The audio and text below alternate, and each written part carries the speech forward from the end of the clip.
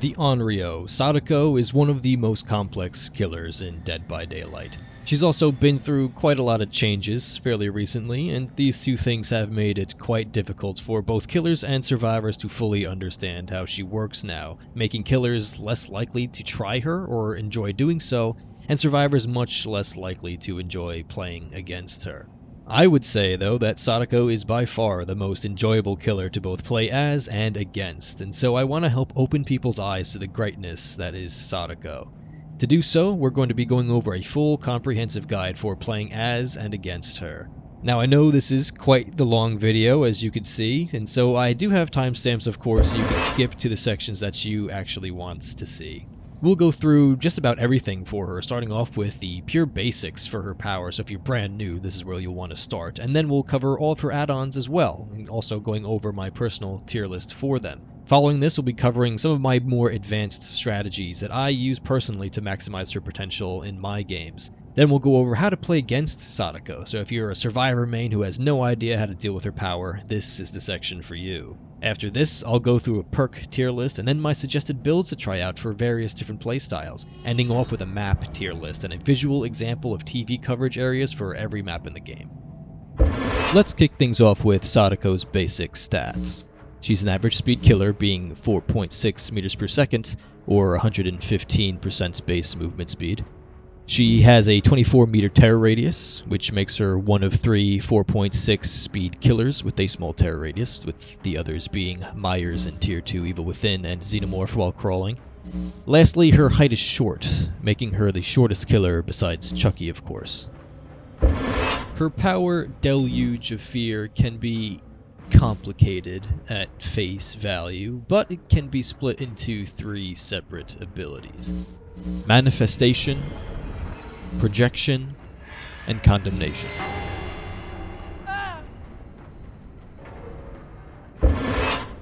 Starting off with Manifestation, Sadako can switch between 2 states, one of demanifested and the other of manifested, at will, each with their own traits.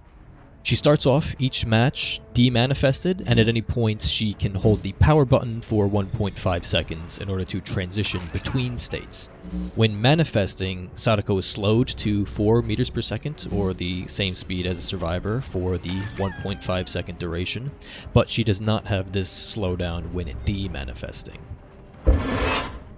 When demanifested, Sadako has the following traits. You'll have a TV static border surrounding your HUD, like in the clip that you could see here.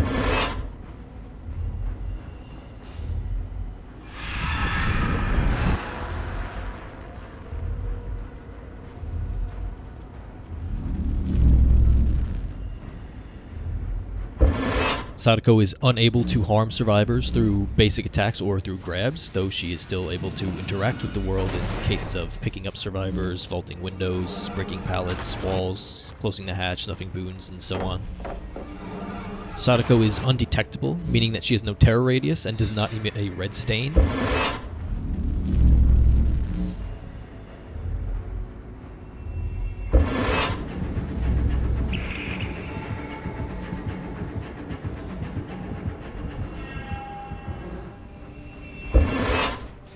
Despite being undetectable, Sadako produces a lullaby when demanifested, and unlike some other lullabies, Sadako's is directional, meaning that survivors will be able to hear the direction that you're coming from based on the direction that they hear the lullaby coming from.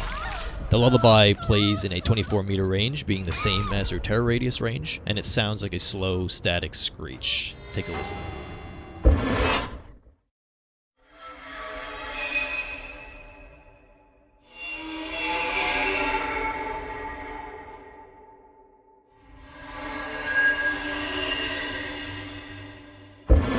Sadako is intangible, meaning she can phase through survivors with no collision.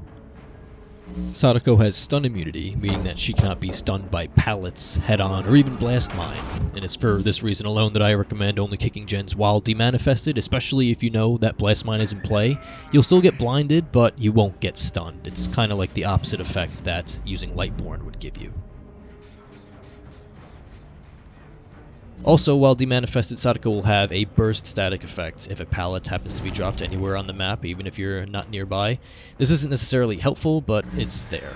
Also important to keep in mind for stun immunity is that picking up a survivor manifests you, so you can still be stunned by pallets and flashlights when you pick up survivors. Sadako has constant intermittent phasing or invisibility. After 1.5 seconds of being visible, she will then become invisible for 1.2 seconds, and then this repeats. You'll also notice your hands flickering in and out when playing her. This is in sync with what survivors see, so you can get an understanding of when you are visible and invisible to them. A couple of other things to note here. You'll notice I put up an add-on in this part. When talking about her power, I'll show any add-ons that have an impact on the ability that's currently being discussed so that you can get a quick idea of whether some things can be changed or impacted through add-ons. We'll go over each add-on and what they do in more detail later on, though. Also, at the time of recording this at least, there is a current bug that makes this intended 1.2 seconds of invisibility shorter than what it's supposed to be.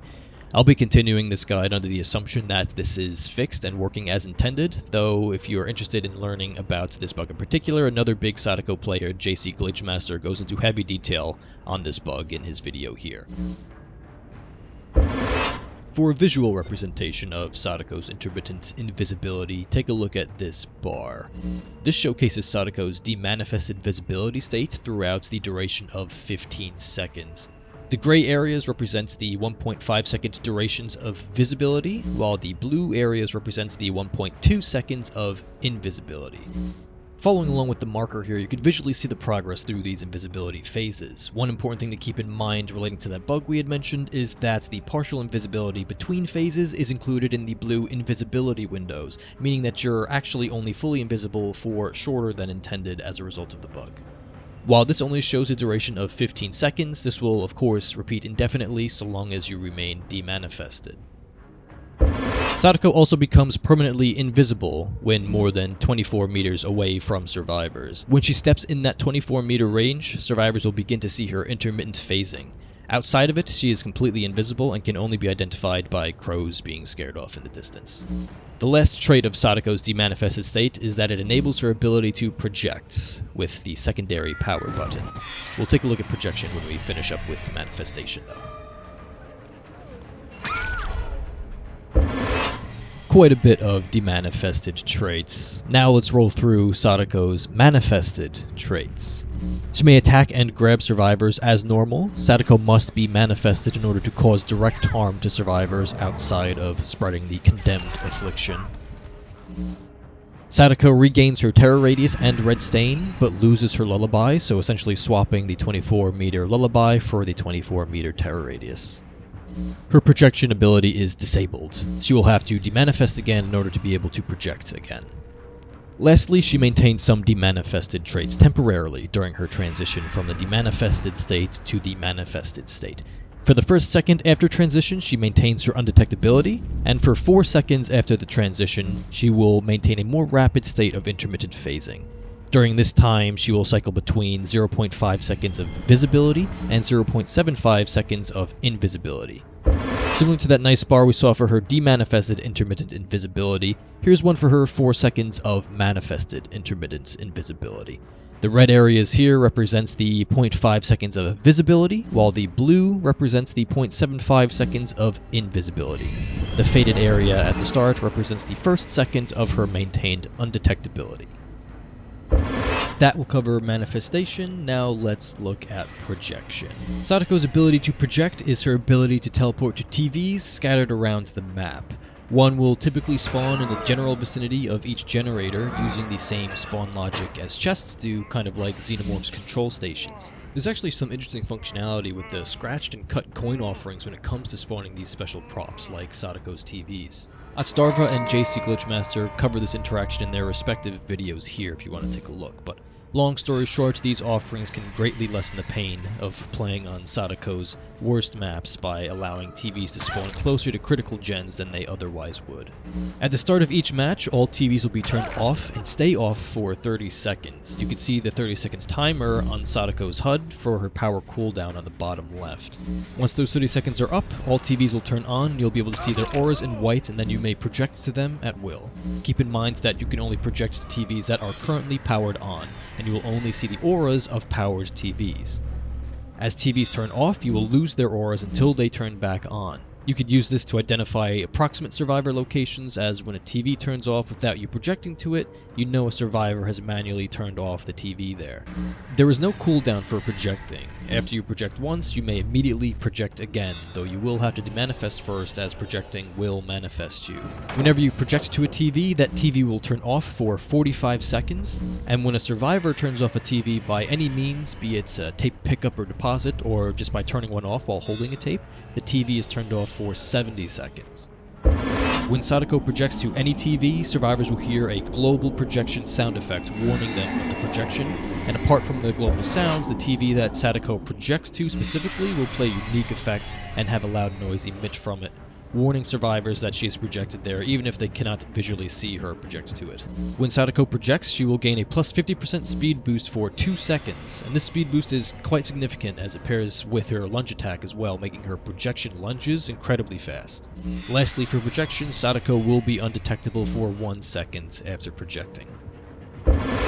Sadako's last and certainly not least power is her ability to spread the condemned affliction, which I'll be referring to as condemnation. Condemnation is a special affliction that Sadako causes to survivors, and it's her bread and butter. When a survivor has any amount of condemnation, Sadako will see a ring effect around their portrait on the HUD. Survivors, on the other hand, will be able to directly see how much condemnation each of them has at any time on their HUDs. Sadako inherently has one method of direct infliction of condemnation and one method of indirect infliction of condemnation. Sadako's direct method of inflicting condemnation is through projection. Whenever Sadako projects, all survivors within 16-meter range of a powered TV are inflicted with 1 stack of condemnation, though any survivors on a hook or in the dying state will not be affected by this. Sadako's method of indirect condemnation is based on the survivor's actions. When a survivor who is carrying a VHS tape turns off a TV that is not their target TV, they will be inflicted with 1 stack of condemnation as a result. Whenever a survivor is inflicted with condemnation by any means, the ring effect around their portrait will light up, letting Sadako know when a survivor grows in condemnation. Additionally, survivors will show a static effect around their bodies, which increases in intensity for each stack of condemnation that they have. This acts as a visual indicator for Sadako on how close any given survivor is to being fully condemned. This is incredibly useful to be able to accurately identify, so let's look at what this effect looks like at each of the 7 stages of condemnation.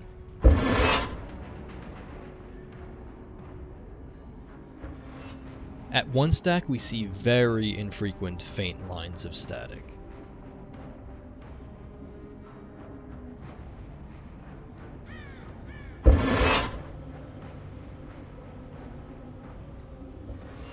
At 2 stacks, the static lines are still very faint and infrequent, but they are a bit more frequent than at 1 stack.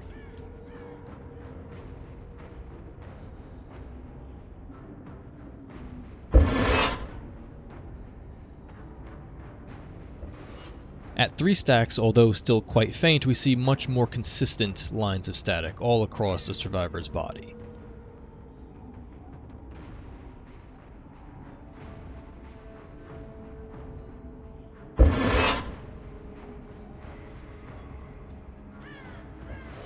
At 4 stacks, the lines of static slightly increase in consistency and have a wider area of distortion around them.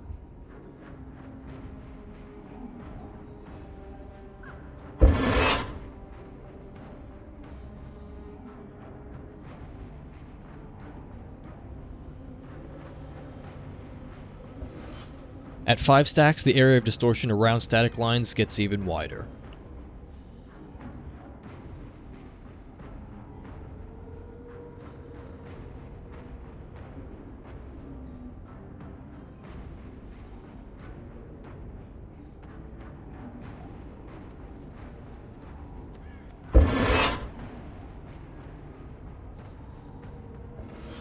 At 6 stacks, the static line frequency is very quick and the area of distortion grows even larger. Now the static looks very fuzzy and cloudy, covering every inch of the survivor.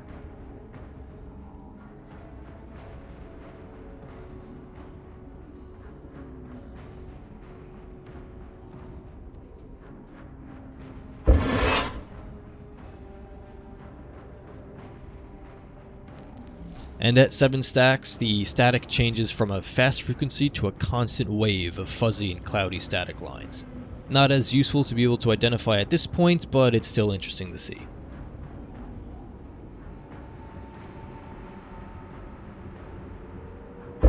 Outside of the static effect, condemnation inherently has no negative impact on survivors until they reach 7 stacks of it. If a survivor reaches 7 stacks of condemnation, they will be condemned and at risk of instant death at the hands of Sadako, regardless of hook states. When this happens, the ring effect around their portrait will turn red, and Sadako will gain killer instinct of their location for 6 seconds, even if they're hiding longer. If Sadako puts a condemned survivor into the dying state, she will have the ability to perform her inexorable stare by holding the secondary power button while standing over them. The inexorable stare lasts just a few seconds and kills the survivor it's used on, regardless of their hook states.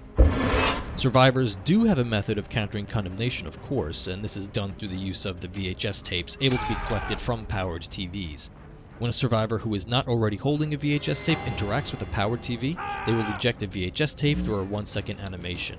They will then receive a loud noise notification indicating where their target TV is, which will always be the furthest TV from them in a range of 32 to 76 meters away from their pickup location.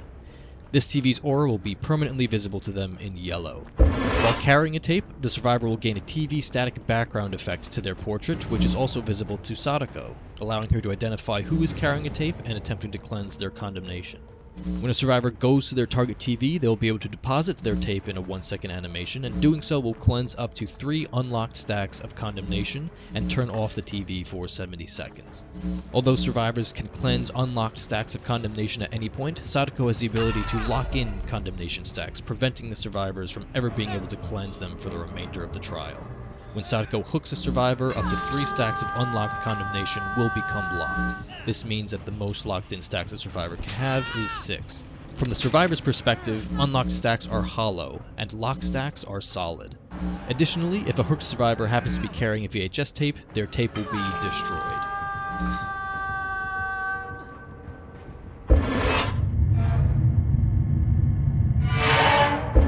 So now we understand everything in Sadako's base kit arsenal and saw a brief look at some add-ons that affect certain aspects of her power.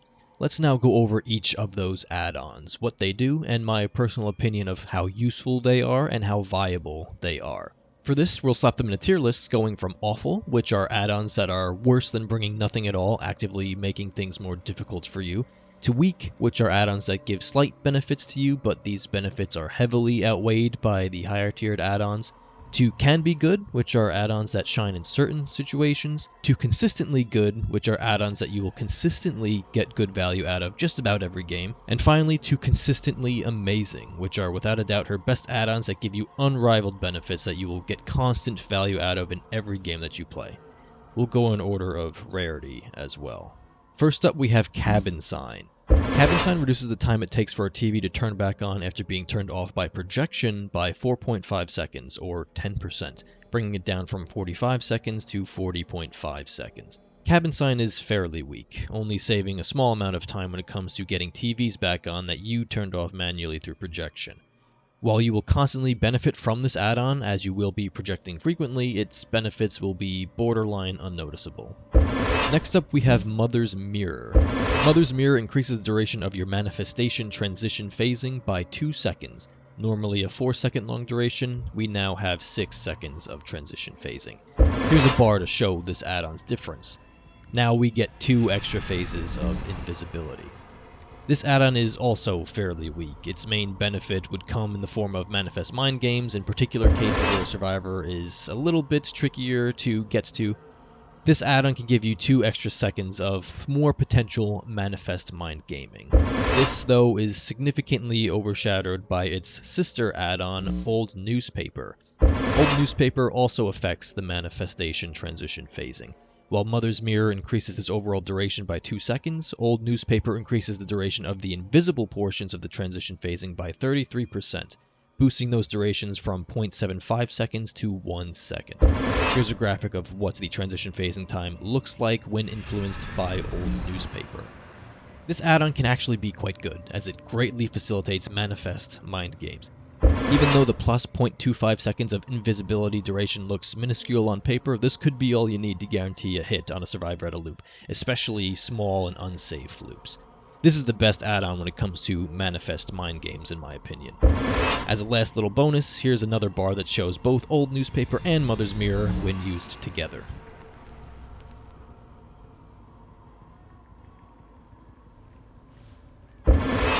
Our last common add-on is Videotape Copy. Videotape Copy extends the range of condemnation for TVs by 2 meters, bringing them to 18 meters from 16 meters. This is great, and you will almost always get value out of it. So I know the plus 2 meter extension seems very, very small at face value, but keep in mind that this is the radius of the circle that is the range of the TV. When this radius is increased to 18 meters from 16, there is an increase in overall coverage area of just over 25%. So when you look at this add-on, don't look at it as plus 2 meters of coverage, look at it as plus 25% coverage. Now, although I'm saying to think of it like this range is of the circle area, not the sphere's volume. Technically, the TV coverages are spheres and not circles, so the true increase here is actually around a 42% increase of volume for the sphere when the radius is increased from 16 meters to 18 meters. Despite this, I'd still say to think of this increase as it relates to the circle area increase and not the sphere volume increase, since you are very unlikely to see any value out of the increases in verticality for the volume, even on indoor 2-story maps. This increase in coverage, especially on small indoor maps like Midwich, The Game, Hawkins, it's an absolute killer. As an example, here's the map of Midwich, and here's the TVs and gen spawns that I had when I was testing. Red TVs and gens being on the first floor, and blue TVs and gens being on the second floor. Here's what their total coverage would look like normally. First of all, you can see why I consider this is Sadako's best map. The TV coverage is insane. The lab equipment room and southwest bathroom are clear, with the music room, northmost bathroom, southeast staircase, and northwest corner of the courtyard mostly clear. And here's what it looks like with Videotape Copy. This entire map becomes significantly more dangerous with this add-on in play. Previous gaps in coverage like the west hallway and northeast classroom are now fully covered. The lab equipment room went from borderline no coverage to about 50% coverage. And while a lot of the additional coverage area is lost to the void outside of the map, Videotape Copy closes a lot of gaps that otherwise would not be covered inside the map. This is also one of Sadako's only add-ons that directly helps you spread condemnation. The first of our uncommon add-ons is Clump of Hair. Clump of Hair reduces the threshold of Sadako's full demanifested invisibility from 24 meters away to 20 meters away. Survivors will now only be able to see Sadako when she's demanifested if she's within 20 meters. This is pretty bad. Sadako prefers to use line of sight blockers when sneaking up on survivors anyway, as opposed to heading towards them directly. In cases like this, Clump of Hair would see no value virtually at all. Additionally, this does not affect her lullaby, as that will still be audible within 24 meters, which will still give survivors a warning that Sadako's coming. And here's the range difference of when she becomes visible with and without Clump of Hair.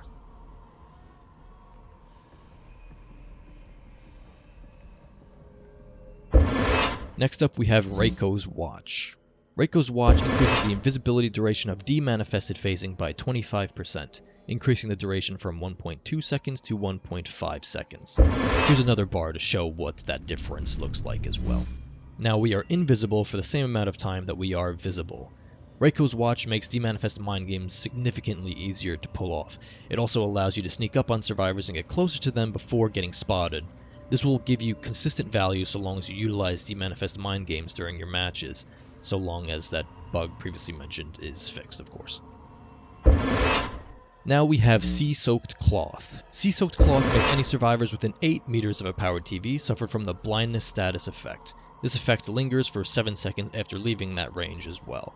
This add-on is very weak, blindness being one of the weakest status effects a survivor can have, and only being in play within 8 meters of a powered TV, this is just significantly weaker than Mindbreaker, for instance. Also, any survivors that know how to counter Sadako, even at the most basic level, will almost never be negatively impacted by this while working on a gen, and will only get the blindness right before turning off the TV, since they will always look to turn off TVs that they're lingering around. Also, keep in mind that the blindness does not prevent survivors from seeing the aura of TVs. Next is Wellstone. This is quite similar to Cabin Sign. Wellstone reduces the time it takes for TVs to turn back on after a survivor turns them off by 7 seconds, or 10%. For similar reasons to Cabin Sign, this is fairly weak. The saving grace that would make this slightly better than Cabin Sign outside of the larger amount of seconds saved would be that this one affects TVs that survivors turn off as opposed to those that you manually turn off through projection. Since survivors turn TVs off for longer, a reduction there would be more welcome. Our last uncommon add-on is one of the more interesting ones in Yoichi's fishing net. When using this add-on, any survivor that has 4 or more stacks of condemnation become permanently blind. This can be alright in some cases, despite blindness being a weak status effect. If a survivor is locked in with 4 stacks, which would unfortunately require 2 hooks at minimum, then they are permanently blind for the remainder of the match. This could cause chaos for them, especially in solo queue. Even if you locked in 2 or 3 stacks instead of 4, they would still become frequently blinded throughout the course of the match, as you will be consistently applying condemnation to them. If blindness were a stronger status effect, this would be much more viable. Moving on to our rare add-ons, we're eating good with our first one of Bloody Fingernails. Bloody Fingernails increases the duration of the projection speed boost by 50%, bringing it to 3 seconds instead of 2 seconds of plus 50% speed. This is insanely good, and it is very addictive to use. It is incredibly noticeable and significantly helps you close the gap on survivors running away from your projection. This add-on lets you fly out of TVs at Mach speed, and it catches a lot of people off guard. This almost never leaves my builds.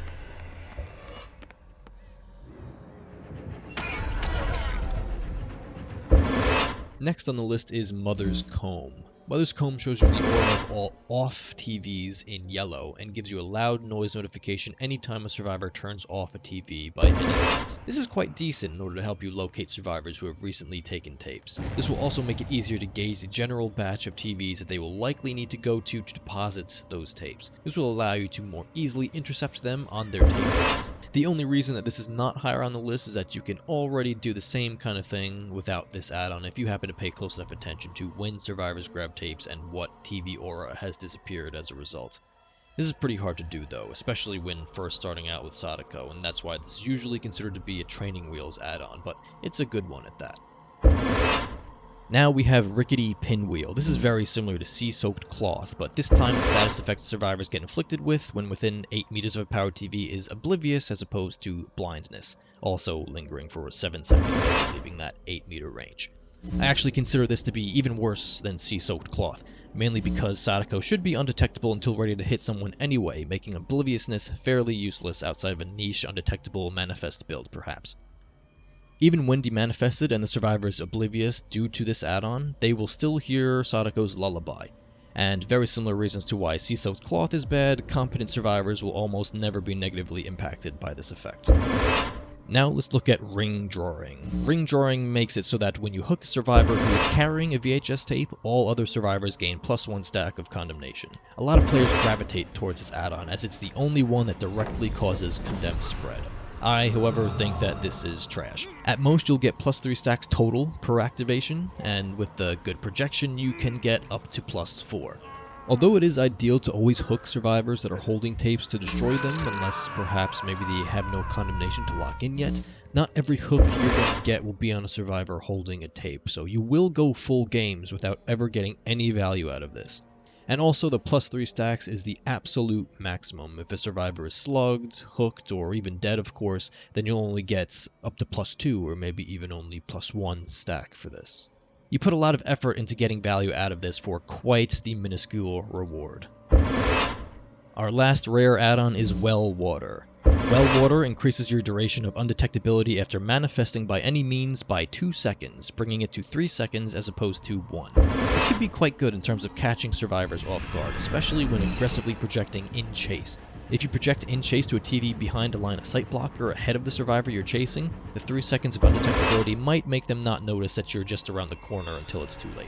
You could also use this to manifest prematurely. Although survivors will physically hear you manifesting in the distance, when they ultimately don't hear your terror radius approaching, they may feel that they are safe to stick to their gen, which could get you a free hit or even a grab. Now to our very rare add-ons. Don't get your hopes up for these ones. First up we have Distorted Photo. Distorted Photo will cause any survivor who is both within 16 meters of you and looking at you physically to scream when you manifest manually. This will also reveal their aura for 4 seconds. This is very underwhelming, mainly because this does not work when manifesting through projection and only when manifesting manually. If that were the case, this would help orient you after projecting, but alas, that won't work. There is one interesting functionality with this add-on though that JCglitchmaster identified in his add-on review here. One thing that you can do with this is to deny a tape deposit that you would otherwise be too far away to interrupt with a basic attack. Manifesting when within 16 meters will make the depositing survivor scream, so long as they are physically looking at you while they're trying to deposit. This could help you prevent a deposit once in a blue moon, but it's unreliable and not worth the purple add-on cost. Now we have Tape Editing Deck. This add-on makes all survivors start with a tape, with their target TV being the furthest TV from their starting point. This add-on will also show you the ores of any survivors who deposit their tapes for 6 seconds after they deposit. This add-on is trash and is hanging on the edge of the awful tier, though one other add-on is so bad that it kinda needs its own place down there. There are a couple of reasons why this is bad. The first, less severe reason is that the ore reading this gives you comes after a survivor deposits a tape, which means you were already too late to stop them from depositing their tape and cleansing their condemnation, and you could also no longer project their immediate location since the TV is now off that they deposited into.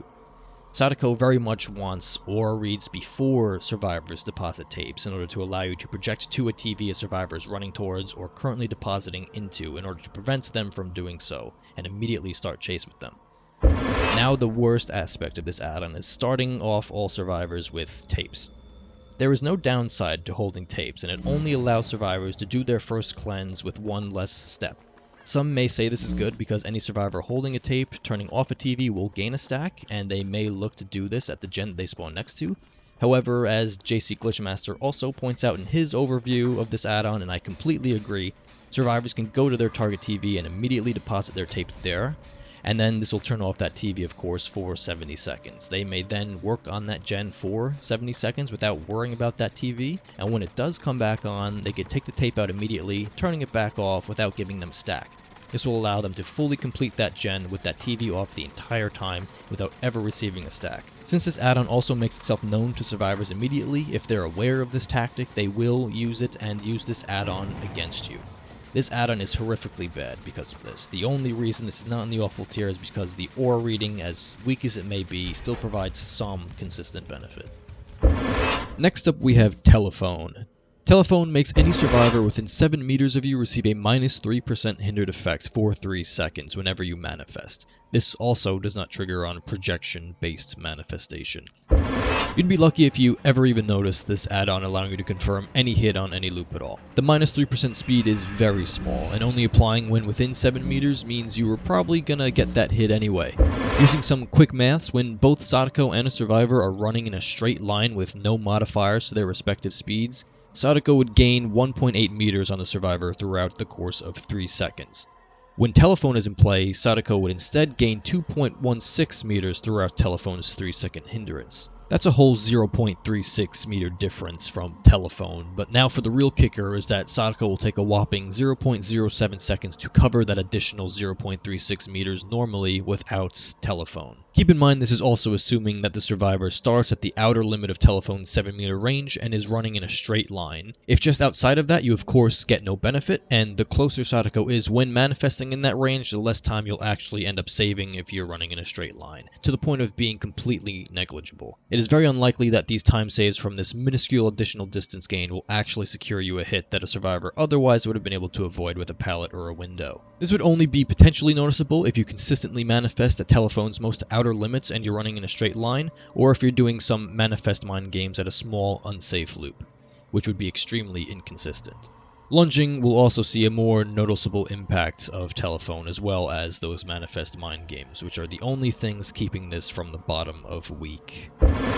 Moving on to our last very rare add-on, and equally as disappointing as the rest, we have VCR. VCR causes all TVs to play the projection visual and sound effects whenever Sadako projects to any TV. While this won't make it look like Sadako is physically crawling out of those TVs, it will switch onto a screen of an image of the well and play the sound effects that otherwise would play if she were to be crawling out of that TV. This might seem alright, especially when paired with Dead Man's Switch, but once competent survivors realize it's in play, they will pretty much never be tricked by it. The reason for this is twofold. One scenario is if a TV is in view of the survivors while they're working on a generator or in an area. If they can see the TV, then they can immediately see that Sadako is not actually projecting there and not have to worry about it. If they can't see the TV but are still in range of it, they will still be able to immediately confirm if Sadako is projected there. They could do this simply by looking at the TV's white aura. If Sadako projects to their TV, the aura will immediately disappear. If she is not projected to their TV, then the aura will not disappear. If a survivor hears a projection and notices that the aura of the TV that they are in range of does not disappear, then they immediately know that Sadako did not project there and VCR gets 0 value. This is only as high as it is for pairs with Dead Man Switch and when played against weak survivors. Now let's get on to the exciting ultra rares. First up, we have Iridescent Videotape. Iridescent Videotape does a few things. Firstly, TVs no longer turn off when Sadako projects them. This also comes with the nerf side effect of survivors turning off TVs for 20% longer, or for 84 seconds instead of 70 seconds when they do turn them off. Now this might not sound too bad, in fact it actually sounds pretty good, doesn't it? But wait, it gets even better. This add-on also removes Sadako's ability to apply condemnation through projection. This means that the only possible way for survivors to gain condemnation is by turning off TVs while holding a tape, or to be hooked while holding a tape if ring drawing is also being used. So this add-on is absolutely awful. It completely guts Sadako's power and comes with a nerf side effect as a cherry on top. Without Sadako's condemn pressure, her viability is significantly weaker, especially against competent survivors. The only potential builds that could use this well would maybe be Make Your Choice and Dragon's Grip, though survivors can still turn off TVs and for significantly longer, so even this is worthless against competent survivors. This add-on tears away Sadako's most powerful ability, making it so much worse than if you were to just bring nothing at all. Do yourself a favor and never use this add-on. Now, going from her worst add-on by far, we have, in my opinion, her best add-on by far, Remote Control. Remote Control shows you the aura of all survivors who are within 12 meters of a powered TV for 7 seconds every time you project. Although a very simple effect, the information this gives Sadako is amazing. The aura read here is essentially the opposite of Tape Editing Deck. Whereas Tape Editing Decks is very weak, Remote Controls is incredibly strong. There are 2 key scenarios to look out for when using this add-on, which will allow you to consistently apply an insane amount of pressure throughout the entirety of each match. Number 1 is if you notice a survivor sitting on a gen, healing, cleansing a totem, or just hanging around a powered TV. This will allow you to project to all other TVs in order to maximize the condemnation that one survivor gets. Secondly, we have a scenario where you notice the aura of a survivor beelining towards a TV. This will allow you to project to that TV immediately and get there right as they also get there, which will of course force a stack of condemnation on them, as well as deny tape pickup and deposit. We'll talk about these 2 scenarios in more detail later on as we go over some more advanced tactics, just because they are so good. When using remote control, it's very important to keep in mind that it only works if a survivor is within 12 meters of a powered TV, as opposed to the normal 16 meter range, or 18 meters when using the videotape copy add-on as well. The reason why I want to bring this up is that you'll very oftentimes see scenarios where you project and you see a bunch of survivors' rings light up on their portraits, on their HUDs, but you won't see any auras for it. There are 2 scenarios here. One is that all of those survivors that lit up have distortion, and 2 is that those survivors that lit up are within that 12 to 16 meter range as opposed to the 0 to 12 meter range.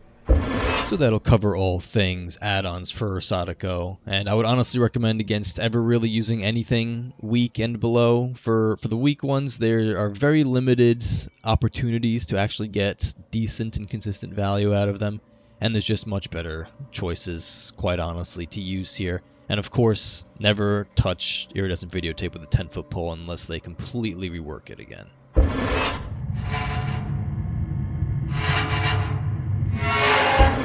Now that Sadako's full power and add-ons have been covered, you now have all that you need to know to fully understand how she works. Outside of those basics, I want to run through some tips and specific tactics that I personally recommend using in order to push her power closer to its max potential. The first tip I'd like to mention is one that is already pretty commonly known, but still important to understand. It's whenever a survivor is in range of a powered TV, it will play the cursed tape on its screen. This can act like a mini whispers perk, letting you know when survivors are lingering nearby. This will also let you know that projecting when you do see that will at least spread condemnation to somebody unless they happen to leave the range of that TV in time.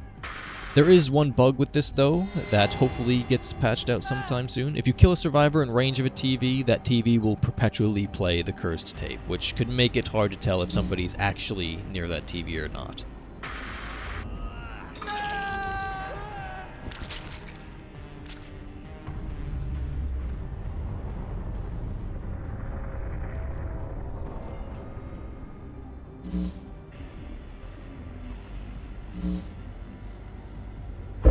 Another fairly lightweight tip is to consider projecting immediately once the TVs initially turn on. If you have not found a survivor yet, you should always do this. Even consider doing it if you are already in chase with somebody. The reason for this is that survivors would have to be on top of a TV and waiting for it to turn on in order to pull a tape out in time to avoid gaining condemnation if you end up doing this. If remote control is used, you can instantly locate all 4 survivors. If no one is waiting for a tape and everyone is instead on a gen, there's a good chance that you hit all 4 of them with the initial projection condemnation. In a case like this, if you didn't project to one of their gens as TVs, immediately project again. Maybe you hit all 4 of them a second time. If you pull that off, then that's plus 8 stacks off the get-go. This builds up immediate pressure for all survivors, and it forces their hand, making them have to turn off their TVs as soon as possible. And if you're using remote control and see one of them about to turn off their TV, you can project there and cut them off and give them an extra stack. Building off back-to-back projections, one of the most effective tactics with Sadako is to abuse condemned negligent survivors. If you start projecting and notice that a particular survivor is getting stacks every time, it's likely that they're just sitting on a gen next to a power TV and not leaving to turn it off. When you notice this, it's most efficient to project as much as possible before projecting to the TV that they are near in order to pump as much condemnation into them very early. This could quickly result in one person being condemned very early, which would make the rest of the match borderline impossible for the survivors. As a quick example of my personal record here that I tragically wasn't recording, after noticing a survivor's aura on a gen thanks to remote control after my first projection once the TVs turned on, I immediately projected 6 more times, ending on his gen. Fully condemning him, of course, and I ended up getting to kill him within less than a minute of the TVs turning on. He wasn't too happy about it based on the fan mail he had sent me afterwards, but it was incredibly satisfying, and stuff like this happening can all but win you a game incredibly fast. As this example suggests, this tactic is best paired with some sort of aura reading, with Sadako's remote control add-on being the most useful for helping out here in my opinion, as you'll be able to quickly identify where the negligent survivor is, which will allow you to project to other TVs first in order to keep theirs on for as long as possible. This will also allow you to see if they ever end up getting up to go towards that TV to turn it off. If you notice them doing this, of course, notice them heading towards it, wait until they get right on top of that TV and then project to it. This will give them an extra stack, prevent them from taking the tape, and bring you right in front of them ready for a chase. If you're not using remote control or any other aura reading capabilities to identify the location of negligent survivors, you'll have to rely on the ring effect lighting up on their portrait on the HUD. If suddenly they no longer light up, then likely the last TV that you projected to was theirs, or they simply ran out of range of whichever TV they happened to be by. This is where the next tactic of aggressively projecting in chase comes in. As chase is one of Sadako's weakest areas of the game, doing whatever we can here to increase our effectiveness in chase will always be a good thing. One thing I like to do as often as possible is aggressively project in chase. By this, I mean projecting to a TV that the survivor you're chasing is running towards. This does 2 things. One is if the TV is behind a wall or the survivor is looking back at you and not looking forward, they may not notice that you've projected directly in front of them in time, which could lead to a free hit. Secondly, doing this will push an extra stack of condemnation on the survivor that you're chasing, assuming that you chased them into that TV's range. If this survivor happens to be one that was previously negligent, this could be very deadly as their condemned stacks are likely quite high already, and if they don't already have a tape, they cannot cleanse while you're chasing them, so their stacks are only going to go up at that point. I like to think of this as corralling survivors towards powered TVs. While in chase, try to corral them in the vicinity of powered TVs to allow this type of aggressive projection. One way you could do this is by strategically breaking pallets, for instance, on the side of it that's away from any powered TVs in order to encourage survivors to run in the direction closer to areas with powered TVs. And also if survivor pressure is pretty weak at the moment at least, and I notice that a survivor I'm chasing is quite high in condemnation based on the static effect that's around them, I'll injure them and intentionally not down them as I try to corral them towards powered TVs in order to maybe get the condemned kill right then and there as opposed to downing them and hooking them. Side tip for aggressive projection is to be very aware of the orientation that the TV you're aggressively projecting to is facing, so that when you project, you can instantly know which direction the survivor will be in once you come out of that TV. If you don't pay attention to this TV orientation, you may accidentally head in the wrong direction after projecting, which could waste a lot of your speed boost and potentially completely ruin the chase that you're in. Next up is using your projection movement speed boost to its highest potential. Of course, using the Bloody Fingernails add-on would make this part much easier. One way you can take advantage of this speed is to fly through pallets when survivors are standing next to them or camping by them waiting to drop them on you. Especially if Bloody Fingernails is in play, survivors will often underestimate just how fast you'll fly out of those TVs when lunging, especially with that speed boost, which could lead to a free hit and waste the pallet if they end up dropping it too late on you after they get hit. You want to get used to the range that you cover with the speed boosted lunge so that you can gauge just how far away you can begin a lunge and still get the hit. Combination of Bloody Fingernails for the extended boost, of course, and remote control to see where survivors have gone past line of sight blockers perhaps will greatly help out in these types of plays. Another fairly lightweight tip is to only consider manifesting when you're just ready to hit somebody. There's a couple of reasons for this. When not ready to hit somebody, it's much better to benefit from Sadako's demanifested traits, and it opens the door for demanifest mind games as well during that chase, which we'll discuss in just a bit here. This is especially useful if you're using the perk Hex Face the Darkness, which we'll also discuss a bit later when we talk about perks and builds. Also, this will prevent you from getting pallet stunned or head-on stunned if they end up looping you by teammates that are hiding in lockers. If you know a survivor will reach a pallet before you can reach them, you should stay demanifested. If they panic drop the pallet, you don't get stunned and can break the pallet immediately and continue chase or aggressively project in front of them. When you do wait to manifest though, be wary that some good survivors may run inside of you when you begin manifesting close to them in order to throw you off based on your FOV in an attempt to gain back some distance. This could be very disorienting and very difficult to deal with at times if you're not expecting it. Speaking of being demanifested when survivors beat you to pallets, there's another interesting tech that you can do if a survivor is either camping a pallet or you know will beat you to one. Especially effective against injured survivors. In these cases, if they do not drop the pallet immediately, the best thing to do is to go inside of the survivor and start manifesting. Average survivors will see this and panic drop the pallets, and when they do this, of course, it will not stun you because you haven't fully manifested yet, and it'll push you to the same side of the pallet that they're on since you were manifesting just inside of them. At this point, they will instinctively panic vault the pallets, though you will have manifested just in time, and you'll be able to get that hit on them, or if they're injured, grab them off that pallet. Some survivors will catch on to what you're trying to do here, and they may try to run to the other side of the pallets just in time to drop it on you after you end up manifesting. If you stick directly with them, you should still end up on the same side of the pallet as they are after it gets dropped. Strong survivors, though, will be able to time your manifestation and stun you right as you finish manifesting, so they may require some extra fake outs with this manifesting. One way you could try to fake out these strong survivors is by sticking to the same side that they're on, and then just before you finish manifesting, move slightly out of range of that pallet so that you can manifest and then swing without getting hit by that pallet.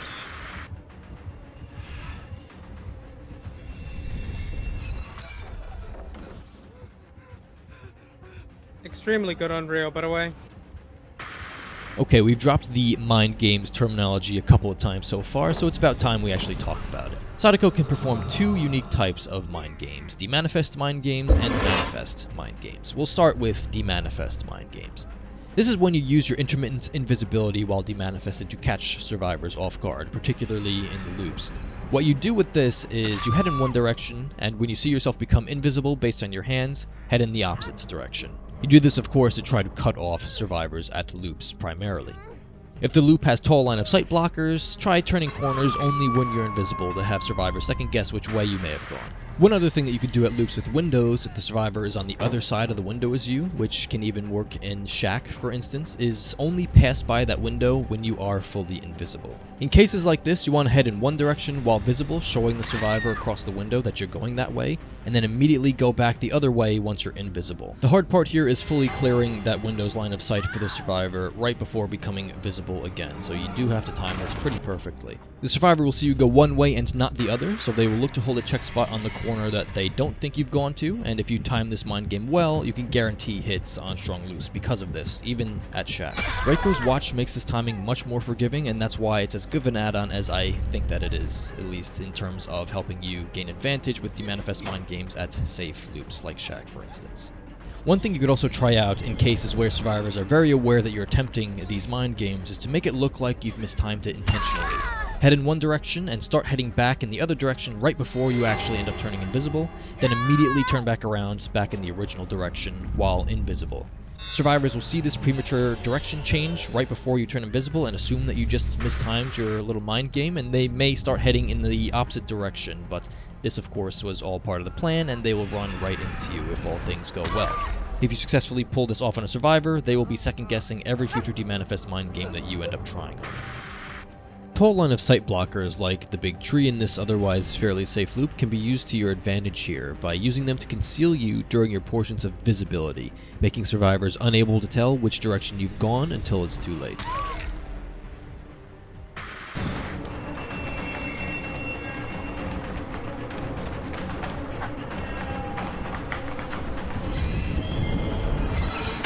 That's so crazy. Her demanifestation right there just got me. Holy fuck. One other thing you could do with demanifested intermittent invisibility is sneak up on people performing some sort of action, such as working on gens, totems, chests, healing, for instance. This is made significantly easier with some heavy aura reading though. When you see or otherwise know that a survivor is performing some sort of action nearby, you want to wait just around the corner or some other line of sight blocker until you become invisible, and then once invisible, immediately head straight for them. This will allow you to get as close to them as possible before they are able to notice you, which could guarantee hits in some cases. That is, so long as the survivors don't pre-run at the slightest sound of your lullaby. This is also much easier to pull off on indoor maps, of course, and you can get much closer with Reiko's Watch.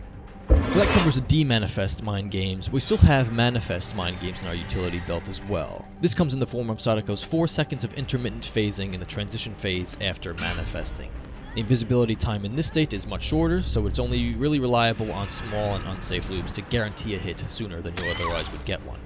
The reason why these mind games still play a role when demanifest mind games exist is that we could actually hit people during the mind game, whereas we'd have to manifest first when using the demanifest mind games. For these, what you want to do is position yourself so that the survivor you are in a loop with is at their furthest point from a pallet or a window, and then manifest. After manifesting, start heading in one direction as you're visible to start, and then the moment you become invisible, immediately head in the other direction. Many times you'll see survivors run straight into you on small loops, giving you a free hit. This is where the add-on Old Newspaper greatly assists as well, as it expands that window of manifest transition invisibility, allowing you to get even closer before you end up revealing yourself again. You'll have 3 chances at this invisibility, without Mother's Mirror that is, which you may need to use if a survivor is very keen to your fake-out attempts. Mother's Mirror will give you 1 extra chance of invisibility here for an additional fake-out, but Old Newspaper will give you significantly more value in manifest mind games than Mother's Mirror would, in my opinion. You could also try an intentional mistimed mind game, like what we saw with the demanifest mind games, though the shorter window of invisibility makes this a little harder to pull off. When a survivor has a tape, try to identify which TV is their target TV, either by seeing them beeline in a particular TV's direction, or by noticing when and where survivor grabbed the tape, either by seeing the TV's aura disappear or at the same time as their static portrait effect appears, or by seeing the static effect and deducing the possible pickup TV location based on which TVs are not currently on. And make a mental note of the general batch of TVs that'll include their target TV. This will allow you to intercept them on their path to it, chase them away from it, and project to it directly to cut them off.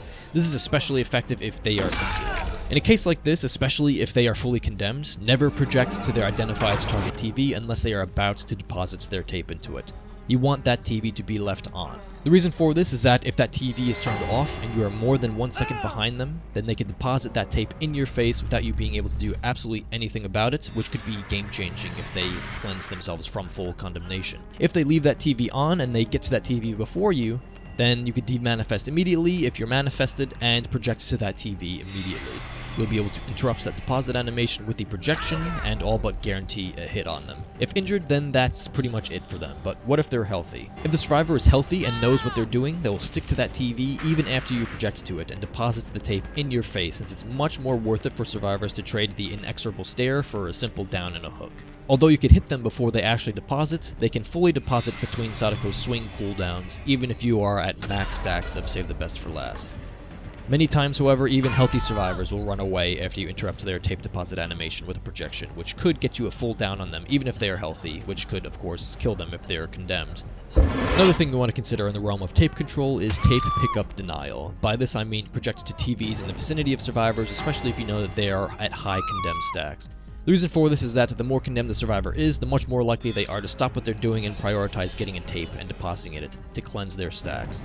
If most TVs are turned off when they start looking, they will not only waste their time running around looking for a powered one, but it will also expand the window of opportunity for you to hook them and lock in 3 of their stacks. And of course, the longer a survivor goes without taking a tape, the longer they are at risk of becoming condemned. In the realm of denying tape pickups and deposits directly, consider using the add-on remote control if you happen to have a good amount of them. or some other consistent aura reading perks. As mentioned while talking about remote control, gaining an aura on somebody that's about to deposit their tape is such valuable information for Sadako, as you can immediately deny either that tape pickup or tape deposit. If they're picking up a tape, then not only will you deny that pickup, extending their potential condemnation exposure as they'll be unable to cleanse in one fell swoop with that one, but you'll also be able to get into an immediate chase with a survivor who is likely already at a decent amount of condemnation. Downing them will then allow you, of course, to lock in their stacks and ramp up the pressure for them specifically. Then, if they're trying to deposit a tape, you'll of course deny that cleanse, and if they're trying to cleanse, then they likely have around 3 or so unlocked stacks already. This can very quickly turn a situation from a survivor about to cleanse 3 of their stacks to you instead locking in those 3 stacks, which is an insane reversal on the survivors with just 1 deposit denial. In some cases, this tape denial projection will give them their 7th stack, which could turn the situation from cleansing from 6 stacks down to 3 to dying on the spot.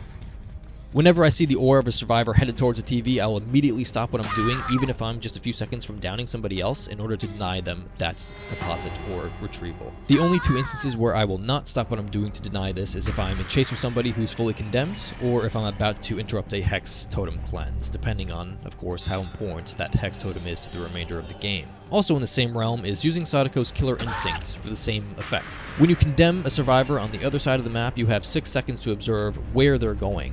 If you see them beeline towards a particular powered TV, wait until that Killer Instinct is just on top of that TV's aura and then project to it. Not only will this prevent a tape pickup or full condemnation cleanse, but you'll also get right into chase with a fully condemned survivor, and if they happen to be injured, there's almost nothing they could do to avoid death at that point. Now let's wrap some things up with some more lighter weight tips. Survivor mains, you might want to cover your ears for this one. When you down a survivor that has 0 condemnation, consider just slugging them and not wasting time hooking them. Unless they are on death hook, of course, then you could get them out of the game. The reason for this is that you'll lose out on the condemnation lock-in on hook since they have nothing to lock in.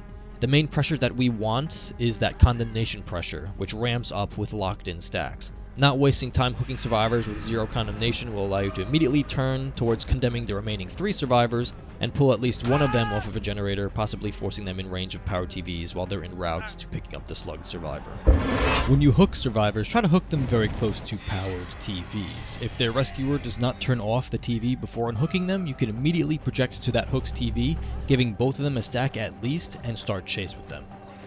Whether or not you want to go for the unhooker or the unhookee, I'll leave that up to you. Yeah, it's right by where that guy's hooked. I gotta drop my tape. Oh, you just TP'd there. Jesus, mother, wow.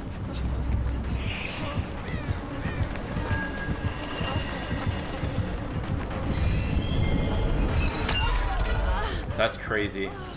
This pairs particularly well with Make Your Choice.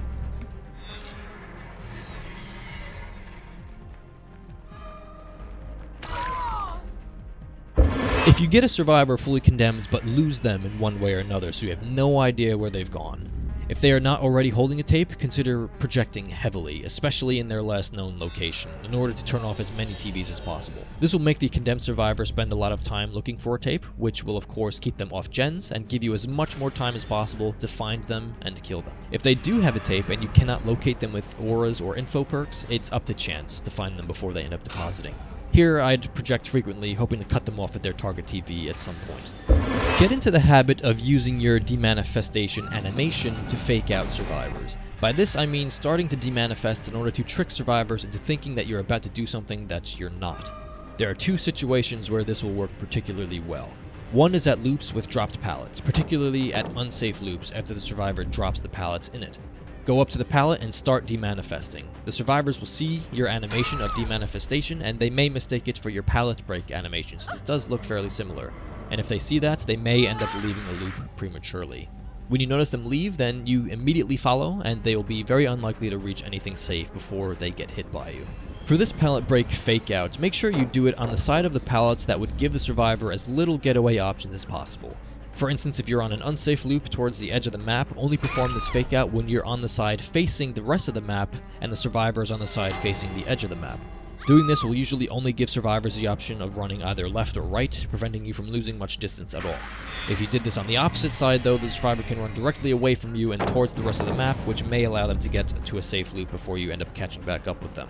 You may also want to consider not breaking these unsafe pallets at any point throughout the match in order to allow you the opportunity to pull this off if a survivor brings you there again later, unless they are very aware of your fake outs and don't fall for it.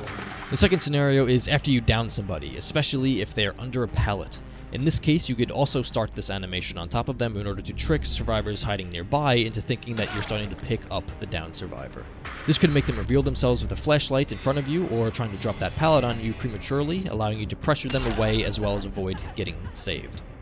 For both of these, it's much better to do this while manifested, as then you could immediately attack survivors that you successfully fake out, although doing so demanifested could still work out well for you. Despite all this, keep in mind once survivors notice you doing these fake outs, they'll be much more prepared for them and much less likely to fall for them later on. Another simple thing you could do is phase through body blockers while demanifested, of course. Whenever you're chasing a survivor and another one comes in to take a hit for them, which will typically come in the form of protecting an injured or condemned survivor, you can simply just demanifest and walk right through the body blocking survivor. Manifest again and then hit your intended target. They're not. I got you, I got you. She's slipping through.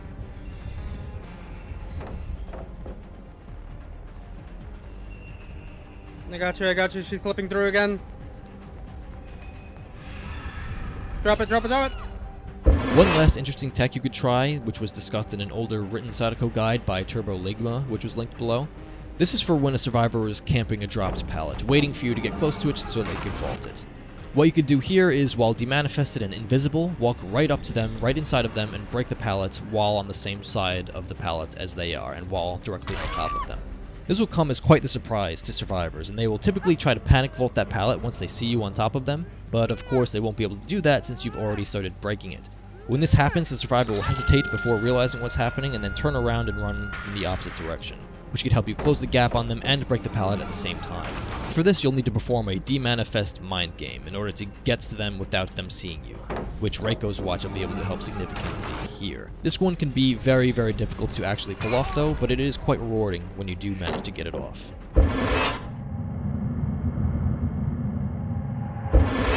Alright survivors, it's your turn. We'll now go over how to play against Sadako, covering basics for playing against her, dealing with condemnation, and proactive counters you can use to make things easier for you and your team. Starting off with basics, we have simply identifying that you're playing against a Sadako. There are two ways you could do this that don't include encountering her or hearing her lullaby. Firstly, you'll be able to notice a dark ring outline around everybody's portraits. This will tell you that you're playing against the Sadako, of course. Secondly, if you notice this dark outline, look out for TVs near generators. Of course, if you see one, you're definitely playing against the Sadako. It is very important to know when you are in range of a powered TV, which is 16 meters by default. The main thing to look out for here is any TV auras that you could see in white. If you see a TV's aura in white, that means that TV is powered on and you are in range of it. You will also be able to see a static effect surrounding TVs. This will show you a visual indicator of the area within the range of a TV, which could help you know if you're about to run into one's range. Be very aware of TV ranges always, but especially when playing on indoor maps and two-story maps in particular, like Midwich or the game, as you'll still be in range of a TV that is on the floor above or below you. Why does it matter that we pay close attention to TV ranges though? When TVs are powered on, they pose a significant danger to any survivors within its range. There are two main types of dangers that this can pose. One being that Sadako can project to powered TVs, meaning that she could appear on top of you from anywhere at any point if that TV that you are near is powered on. Secondly, and most importantly, is that you are in severe danger of condemnation when within range of a powered TV. Whenever Sadako projects anywhere, all survivors within range of any powered TV will receive one stack of condemnation, which will appear around your portraits, which you can see for all survivors. When this ring fills up with 7 stacks, you'll become condemned. This will turn your ring red, it will give Sadako killer instinct of your location for 6 seconds, and you could be instantly killed upon being down, regardless of how many times you've been hooked.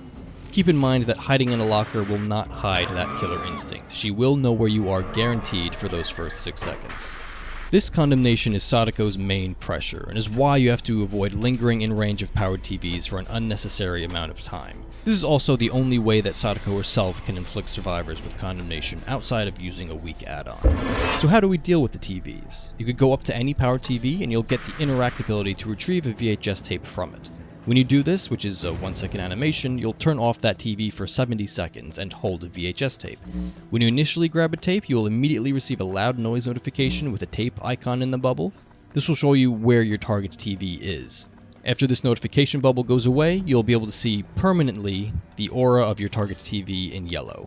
Also, while holding a tape, it's very important to keep in mind that it prevents you from using any other item that you otherwise may have been holding, and you cannot drop the tape at will without depositing it. So don't go running out to flashlight save a teammate only to realize that you can't use the flashlight in your hand. So what's the point of the tape? This is your only method of cleansing condemnation buildup. When you take a tape to your target TV, you'll be able to deposit it regardless of if the TV is on or off, and when you do this, you'll cleanse up to 3 unlocked stacks of condemnation from yourself. If the target TV was on, that deposit will turn it off for 70 seconds. When you're already holding a tape, you can still turn off any TV around the map, but if you do this, you'll be inflicted with 1 stack of condemnation as a penalty. One last thing for the basics is that Sadako can lock condemnation stacks in for survivors that she hooks. If you're hooked, you'll have up to 3 unlocked stacks of condemnation locked in, meaning that you will no longer be able to cleanse those for the remainder of the match. You can also see a visual difference between the locked and unlocked stacks for all survivors to gauge everyone's status.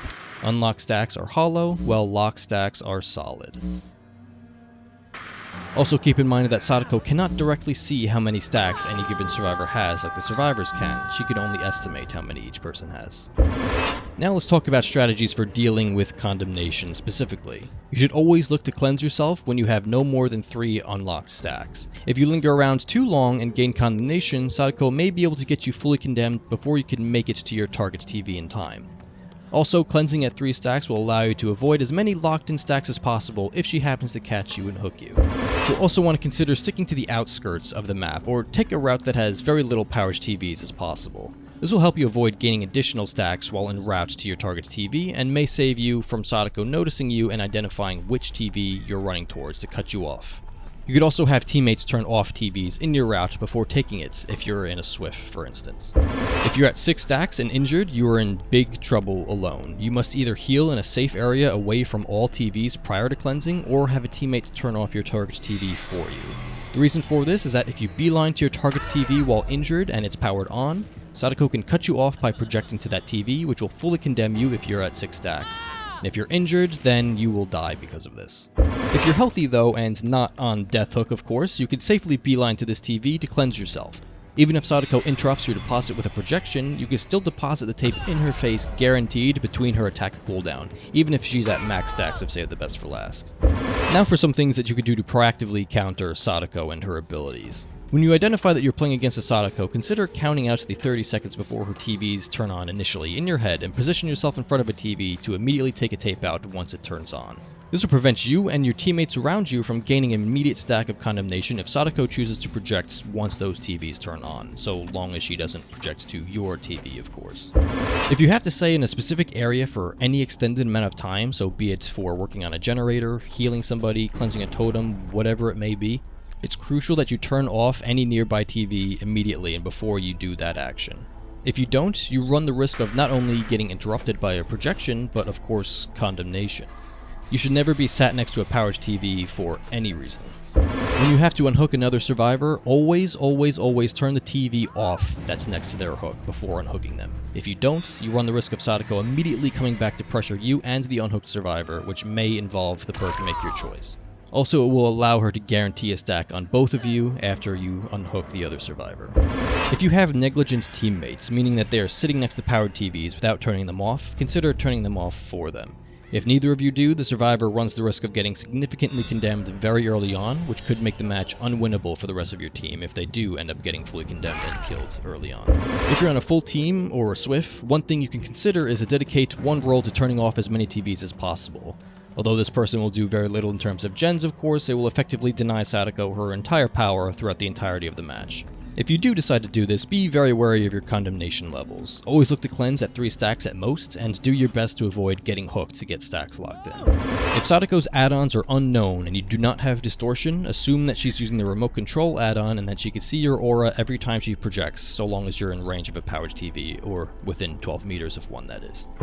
It's usually best not to waste time body blocking for your teammates against a Sadako. Sadako can phase right through you and make you look like a fool. If you're trying to save a teammate, it would be better to do so with a flashlight than to take a hit for them.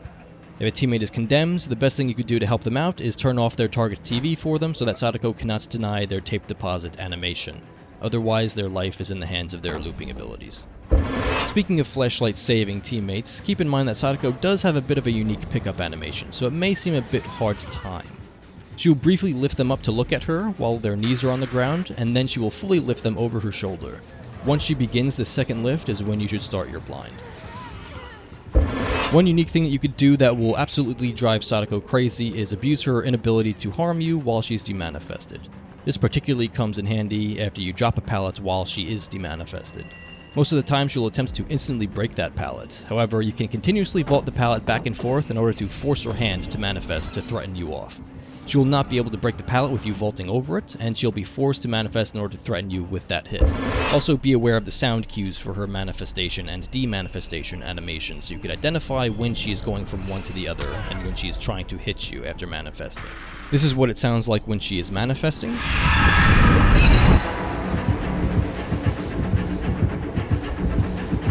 And this is what it sounds like when she is demanifesting.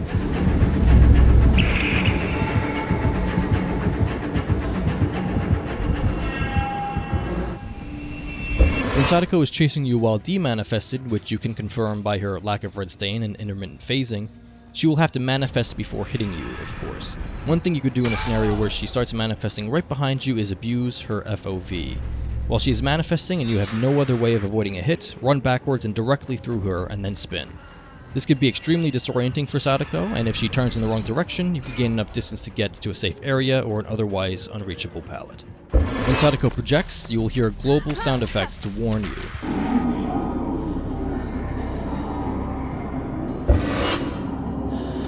If you happen to be in range of a powered TV at the time, you have a short amount of time to get out of that range and avoid gaining condemnation or being seen by remote control.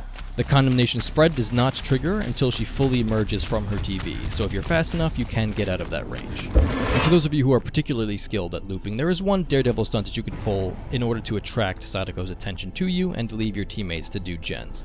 You can condemn yourself by turning off TVs while holding a tape until you get 7 stacks. When Sadako sees this, she'll be heavily encouraged to stop what she's doing in order to chase you. It would certainly be safest to pull this kind of stunt while healthy and relatively close to your target TV, of course, so that even if she does injure you, you may still cleanse. Try to make sure that your target TV is off when you need it though, of course. This is much more risky the earlier in the match that you are, though this could help your team squeeze out to the last gen in a 3-gen scenario at the end of the game if necessary. Now before we continue, I want to have a separate portion to talk about a particular strategy recently discovered by OnePumpWille, as it can be pretty overwhelming, though it isn't really everybody's cup of tea. I suggest you watch his video on it here to get some live commentary on it in action and an explanation from the man himself, though I want to talk about it to explain why it's so overwhelming for survivors who aren't prepared to handle it, and to explain how you can counter it so that you don't get completely rolled by this and end up hating playing against Sadako as a result. This strategy entirely focuses on control of the TV's power cycles. For Sadako, this control comes in the form of projecting to all 7 TVs immediately after they turn on, and then having a primary focus of projecting to all TVs as they turn back on. If Sadako projects to all 7 TVs uninterrupted, then they will all be under her control in the sense that these TVs will now all turn on after their 45-second timers. After having projected to all 7 TVs, Sadako will then project back to the first once it turns back on. After doing this, the second will turn back on just in time for her to demanifest again after her last projection, allowing her to immediately go back to that second one as well. This will then continue indefinitely for all of the TVs. The reason why this power cycle control is so overwhelming is that it quite literally makes it impossible for any survivors to ever grab tapes, so they will never be able to cleanse condemnation unless Sadako loses a TV from her power cycle control. Even if a survivor is sitting next to a TV and waiting for it to turn back on to grab a tape immediately, Sadako will deny them that tape pickup with her immediate projection there when it turns on. Essentially, every 45 seconds, each TV respectively will give out a pulse of condemnation that the survivors can do very little about. Sadako here does not want to waste time chasing anybody, as that will allow survivors to potentially take a tape and remove a TV from her power cycle control while she's distracted. This uses a combination of some slowdown perks like Corrupt Intervention and Deadlock, as well as the natural slowdown of Survivor Panic when they struggle to find a tape to cleanse themselves in order to eventually get all 4 survivors condemned before they can possibly finish 5 generators. The only way for survivors to win here would be 1, if they have very strong looping skills to prevent Sadako from actually killing them once they've been condemned, and 2, if they can manage to steal TVs out of Sadako's power cycle control. We'll talk about the latter one here. The main counter here is to grab a tape immediately after the TVs initially turn on. If you successfully do this, that TV will be on your power cycle of 70 seconds instead of Sadako's power cycle of 45 seconds. With this out of sync for her, you should then also have time to turn it back off immediately when it turns back on after it's 70 seconds before Sadako has a chance to notice it being back on. You'll need to be prepared for this and position yourself in front of the TV around the 70-second mark. With a tape in your hand, you'll also be able to steal back the power cycle control of your target TV if you go there. With TVs on your power cycle, you should be able to safely work on their respective generators. Although it may seem like a 1 in 7 chance to get interrupted on the immediate TV power on projection, I'd say it's more like a 1 out of 3 chance, as Sadako is unlikely to project to any TVs that were close to her initial spawn point. You'll have to have some luck here to get the initial tape as a result. So the main takeaway here is that if you see it's a Sadako by seeing a TV or the black ring portrait, and especially if you see Corrupt Intervention as well, you'll want to be ready and waiting in front of a TV at the 30-second mark of the match to grab a tape and steal a TV's power cycle just in case this strategy is involved. So what if you don't do this? Or what if you got unlucky and got interrupted at your TV at the start? If you don't have a tape and Sadako has all 7 TVs under her power cycle control, there are 2 options. One is to try to distract Sadako long enough after one of her projections to allow a teammate at her next TV to have enough time to take its tape and steal that TV back. This is unreliable in solo queue, of course, though. So number 2 is to count out that 45 seconds timer in your head at your gen, and a few seconds before that TV is set to turn back on, walk out of its range, so that when Sadako does project there, you do not gain a stack. Keep in mind that she'll likely be using the videotape copy add-on here to boost TV ranges to 18 meters, so you'll want to make sure that you're farther than 18 meters away from that TV before it turns back on. Avoiding gaining any stacks of condemnation here is crucial, as if you can't get a tape, you won't be able to cleanse at any point. If you don't, you'll eventually get 7 stacks. It's only really a matter of time here with all the slowdown. Overall, this strategy absolutely destroys solo queue teams, and it's unlikely that everybody will expect it or know how to deal with it, meaning that you'll likely have very little chance to win even if you personally play perfectly.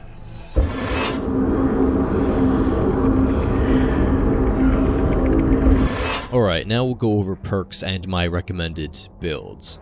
Here is my current tier list for all perks when used with Sadako specifically as of patch 8.3.0 from October 8th of 2024. First, let's roll through the tiers here. First up, we have Consistently Amazing, which are perks that you will always get great value out of in any build that you use them on. Then Consistently Good, which are perks that you will always get at least pretty good value out of each match. Then Average perks are those that you will almost always get good value out of in each match. Unreliable perks are those that you're unlikely to get good enough value out of in order to warrant using them over some others. Weak perks are also unreliable, but their benefits to Sadako specifically are not too great. And then we also have Waste perks, which are essentially wasted slots providing pretty much no value to Sadako at all, if not being detrimental. There is one other tier, though, that we have here, which is Works Well in Dedicated Build. So this one has perks in it that can have great value for Sadako, so long as you either have another perk, perks, or an add-on to go with it. As much as I'd love to talk about each perk and why I have them ranked as they are, this part is the least future-proof by far. Many of these perks will be changing quite frequently with new patches, so instead I'll only be going over the Consistently Amazing and Consistently Good perks. Many of the dedicated build ones we'll also discuss when we go over some specific builds. So let's get into these with Consistently Amazing. First up, we have Hex Face the Darkness from the Night. This, in my opinion, is one of Sadako's best perks that you could throw into any build. The reason for this is that you could turn your terror radius off at will, which gives you constant value out of this perk in terms of locating specific survivors based on their screams. So long as you only manifest once ready to hit somebody and then demanifest again, you will get endless value out of this perk unless the totem happens to be cleansed. It does encourage hit and run styles of play, but that works fine with Sadako since survivors spending time healing are not spending time on generators or cleansing condemnation. If you ever lose a condemned survivor or know that a particular survivor has a significant amount of condemnation, this perk will help you keep constant tabs on their location. This is also extremely valuable for locating survivors that you see that are holding tapes. If you can intercept them before they deposit, you'll likely get a decent amount of stacks locked in for them. Also, if you notice that the survivors have found the totem and are trying to cleanse it, you can intentionally turn Face of Darkness off if you need to by downing the cursed survivor, wasting everybody's time who is trying to cleanse. Wasted time equals more condemnation. Best gen regression perk I would say is definitely Oppression from the Twins. This gives you an insane amount of gen regression by causing up to 4 gens to regress at the cost of just 1 kick. One Sadako specific reason why this perk is great is the perk's secondary effect to cause difficult skill checks for survivors who happen to be working on one of the affected gens. If they fail this, you'll get that notification and immediately know where pressure is needed. As Sadako, you could project there to get that pressure going right away, or if you notice that the gen's TV is on, you could project to all other TVs to pump that survivor with as much condemnation as you can before projecting there. Surge from the Demogorgon is one of my favorite perks to use on M1 killers just in general. Since Sadako's only method of downing survivors is through her basic attack, you will get constant value out of this perk throughout the match. This will also save you time in having to kick some far along gens and instead let you focus on projecting and chase. Also, projecting to TVs and getting an immediate down on an injured survivor will get you immediate surge value at that gen. The last top tier gen regression perk I would recommend is Hex Ruin from the Hag. This is great because you also save significant time in gen kicks and it doesn't mess with the 8 kick limit. With Sadako, you could pressure gens constantly with TVs and projection, getting constant gen regression value from Ruin. This will also encourage survivors to, of course, focus on finding that Hex Ruin totem instead of trying to work on gens, which could open up a nice window for condemnation on them as they run around looking for that Hex.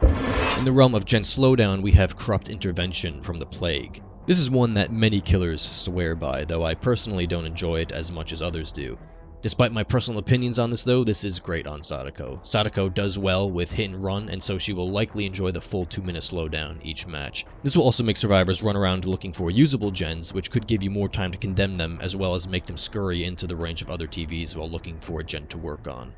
Sloppy Butcher is the best general perk for Sadako in my opinion. The reason for this is the beautiful time waste that this causes for healing survivors. As mentioned, wasted time allows for extended opportunities for condemnation. This could also encourage survivors to stay injured until the effect wears off, but Sadako heavily prefers as many survivors to be injured as possible in order to make projection particularly deadly, leading to locked-in condemnation. Last up here is Discordance from the Legion, which is quite the nice info perk. The main reason why this is so great on Sadako is that when you see a gen marked with Discordance, such as at the start of the game, you know when you project, assuming that the TV is on, you will condemn at least 2 survivors. This will of course also allow you to directly project to their TV, which will disrupt at least 2 survivors with that one projection. Now on to our consistently good perks. First up we have Dragon's Grip from the Blight. This spreads constant exposure to survivors throughout the match. The exposure here, lasting 60 seconds, is quite nice for Sadako as she can often immediately initiate chase with the exposed survivor through projection. This and the next are borderline consistently amazing. Speaking of, next we have Make Your Choice from the Pig. This one has pretty much the same benefits for Sadako that Dragon's Grip does, though this one can be a bit easier to capitalize on, while also being a bit harder to activate. Easier to capitalize on as it can be hard for them to escape after unhooking a teammate as opposed to tapping a gen, and harder to activate as of course it requires a hook instead of just a gen kick.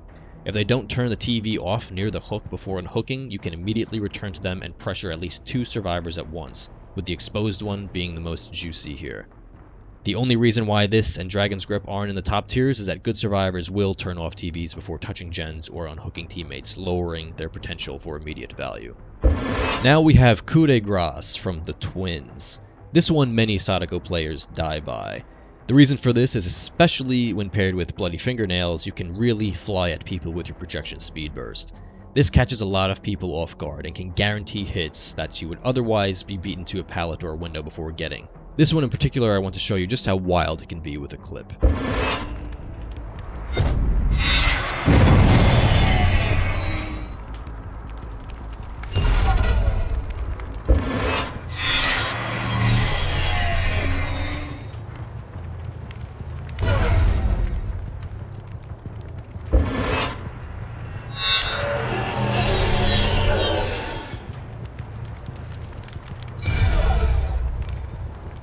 only reason why I personally don't place this higher is because of the limited amount of time that you could do this, which will also encourage you to avoid lunges that you might otherwise have hit in order to save stacks for later. Next is Gearhead from the Death Slinger. This gives you great information, and in particular the information that Sadako really wants, being survivors near gens, which means they are also near TVs.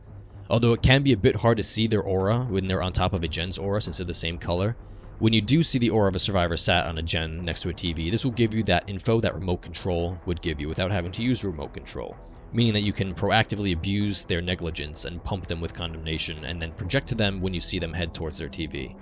Now we have Friends Till the End from Chucky. This gives you exposure and information, two things that Sadako thrives on. The information letting you know which TV to project to next, and the exposure threatening that survivor with a quick down, thanks to that projection threatening to lock in their condemnation. This will also encourage the exposed survivor to play very passively and perhaps hide during their exposure window, wasting their time. The Scream aspect is also pretty good information for identifying where to project to next. Now we have Play With Your Food from Michael Myers. If you could find the obsession and build stacks off of this, preferably while aggressively projecting to them in chase, you can essentially guarantee that the next few hits that you need will connect. Haste on Sadako is quite nice as her chase potential is overall fairly weak. Getting any sense of bonus like this will help out greatly, especially when you're chasing condemned survivors.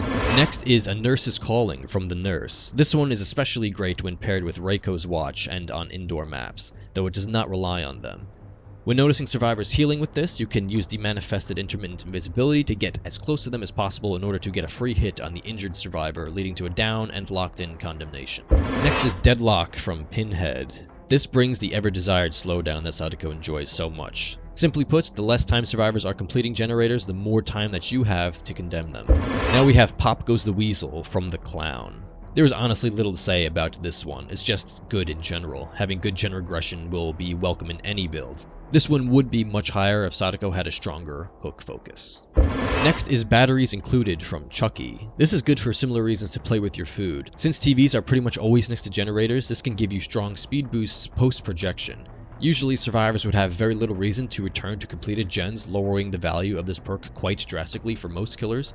With Sadako though, they will have to do this constantly in order to cleanse their condemnation, meaning that you will get consistent value out of this in particular when chasing survivors who are trying to cleanse, which is the optimal time to hook them. Last up for this category is Brutal Strength from the Trapper. You'll likely kick a lot of pallets, in particular after avoiding a stun through demanifestation. Doing this alongside Brutal Strength will help you lose as little distance as possible, helping you catch back up and effectively chew through the map's resources. Now there is one perk from the dedicated builds tier that I do want to give its own time here, since I do use it very frequently and I do get consistent value out of it. That being Surveillance from the Pig. This is one of my favorite perks to run with Sadako. It pairs phenomenally well with Oppression, Surge, or Ruin, for instance. If you run any of those three, I heavily recommend Surveillance as well. It will give you constant tabs on many gens, allowing you to immediately project to anyone who dares to touch them again. While this can work with any sense of gen regression perk, or even no gen regression perks and just through kicking gens, pairing it with either Oppression, Surge, or Ruin will give you passive value, as those perks will regress multiple gens without you having to manually regress them. I also want to give my recommended top 3 killers to unlock and prestige in order to unlock their teachable perks for Sadako specifically. Number 1 I would say would be the Twins for Oppression and Coup de Grace. Number 2 I would say would be Night, mainly for Hex Face the Darkness, but Nowhere to Hide is also quite the nice perk for just about any killer. And then number 3 here, and the only one that would require Auric Cells, would be the Pig for Surveillance, and make your choice.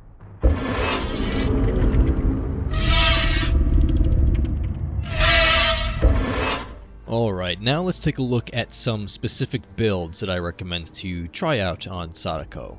The first one is a budget build, which includes only Sadako and general perks. This is something you could use if Sadako is your only killer that you've invested blood points into. The build here is Sloppy Butcher, Spies from the Shadows, Floods of Rage, and Call of Brine. This build is mostly an information build with a hint of slowdown from Sloppy Butcher. Slowdown and info are two of the most important things for Sadako when it comes to builds. For slowdown, the longer survivors are in a match, the more time you have to condemn them.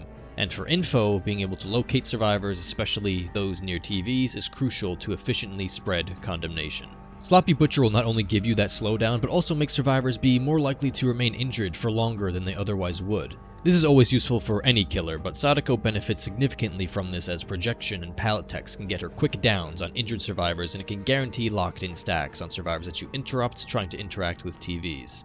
Spies from the Shadows can assist you in aggressive projection specifically, and Floods of Rage can give you great aura reads in certain situations. Coal of Brine here acts as your Wish.com surveillance. When you see Coal of Brine going off, you know a survivor is in range of that gen's TV, well, probably at least, depending on the map.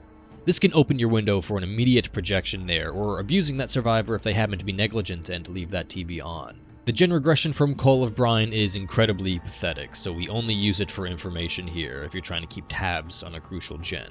Add-on wise, I will recommend Remote Control and Bloody Fingernails for just about every build here, but they are not necessary here. For builds where certain add-ons are necessary, for the build to function properly at least, I will make a note of it. Since this is a budget build, your amount of remote controls is likely significantly low, so that's not practical at all to use here. Here, I'd recommend a combination of Bloody Fingernails, Reiko's Watch, videotape copy, or old newspaper. Full budget with only rounds being videotape copy and old newspaper. The next build is an all-rounder build for any game or situation. This one includes Sloppy Butcher, Oppression, Hex Face the Darkness, and Surveillance. Here we have a mix of info with Face the Darkness and Surveillance, as well as gen regression with Oppression and slowdown with Sloppy Butcher. Oppression and Surveillance have great synergy for aggressing gens and keeping tabs on them, while Sloppy Butcher and Face the Darkness have great synergy in terms of keeping Face the Darkness active for longer. The main goal with this build is to get Face the Darkness active, then injure as many other survivors as possible while using Oppression when you can.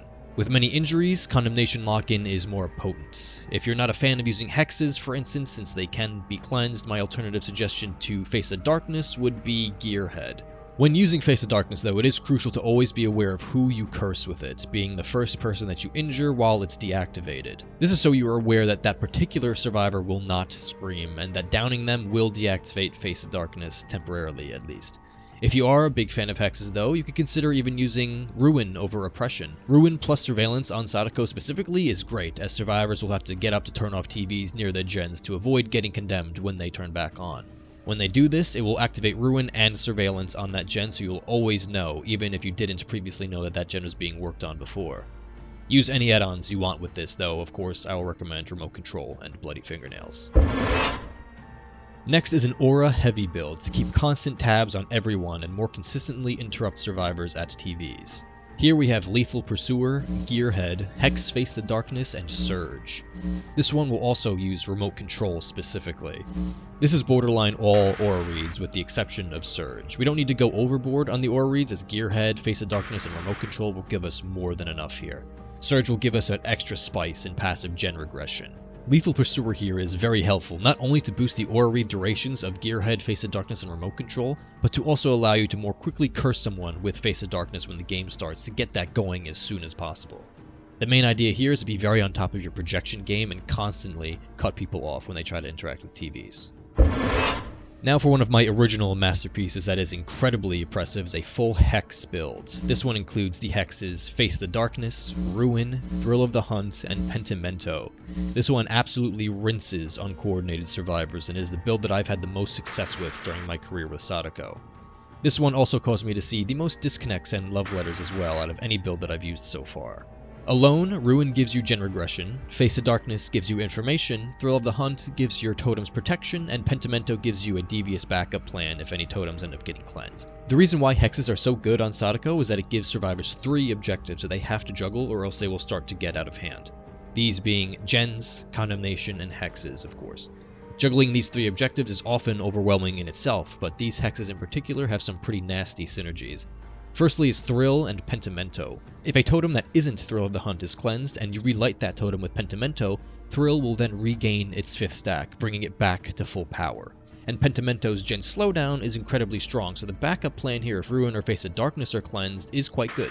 The real nasty synergy though is Thrill of the Hunt and Face the Darkness. This may not seem too wild to start, but Sadako makes this wild with her ability to turn her terror radius off with demanifestation. With Face of Darkness active, it is quite literally impossible for any survivors except the one cursed with Face of Darkness to ever cleanse any totems, so long as Sadako only manifests when ready to hit somebody and then demanifests again. With this, a survivor is guaranteed to scream before being able to fully cleanse a totem, fully resetting its cleanse progress.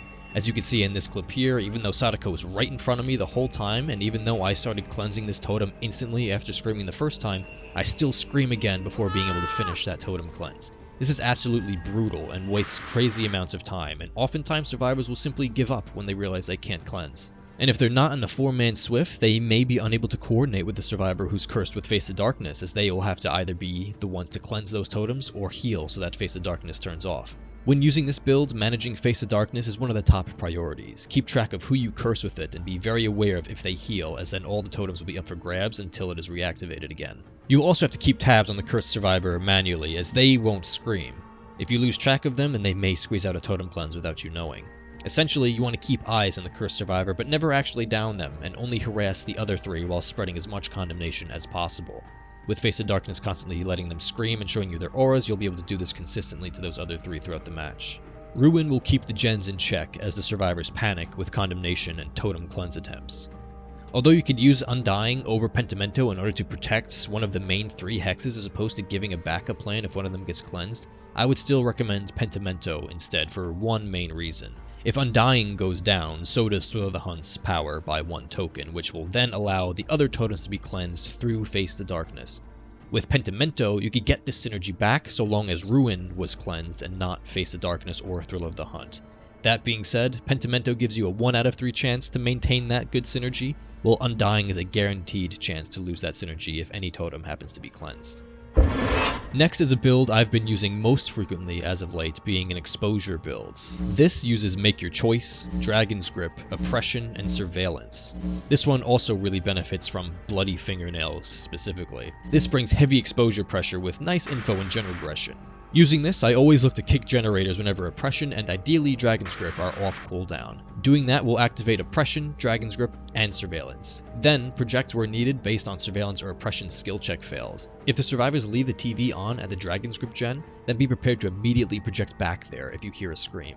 Same mentality for using Make Your Choice. Always look to hook people near powered TVs, and then project away, and then be prepared to immediately project back when you hear a scream if they get unhooked. This Make Your Choice projection will disrupt and spread condemnation to 2 survivors at least, and will likely allow you to down the rescuer.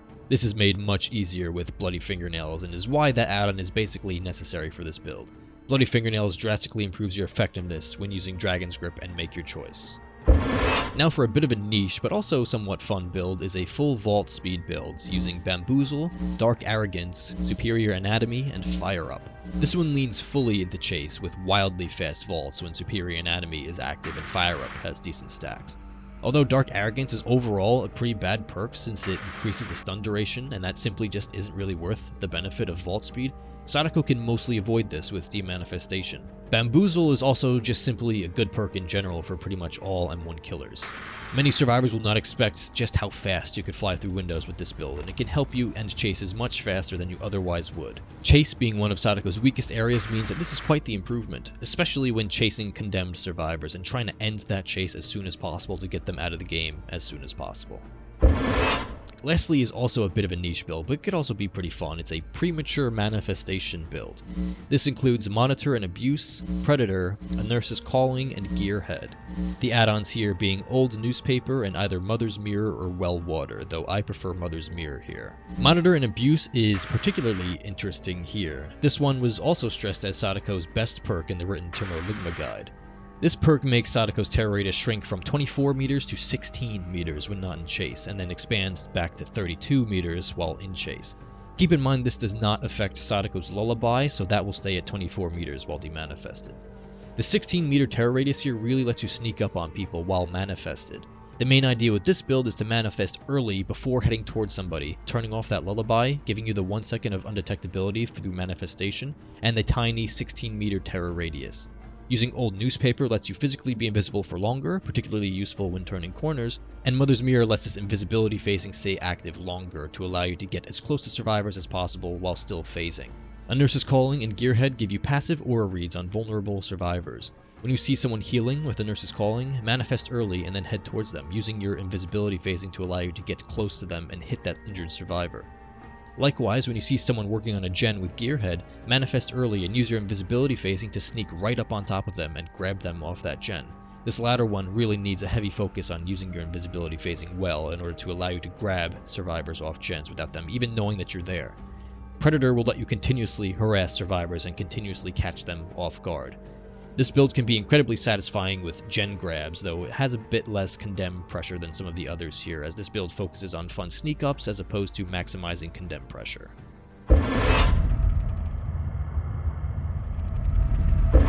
And now for the last thing I have for you, it's my opinion on every map in the game and how good each is for Sadako.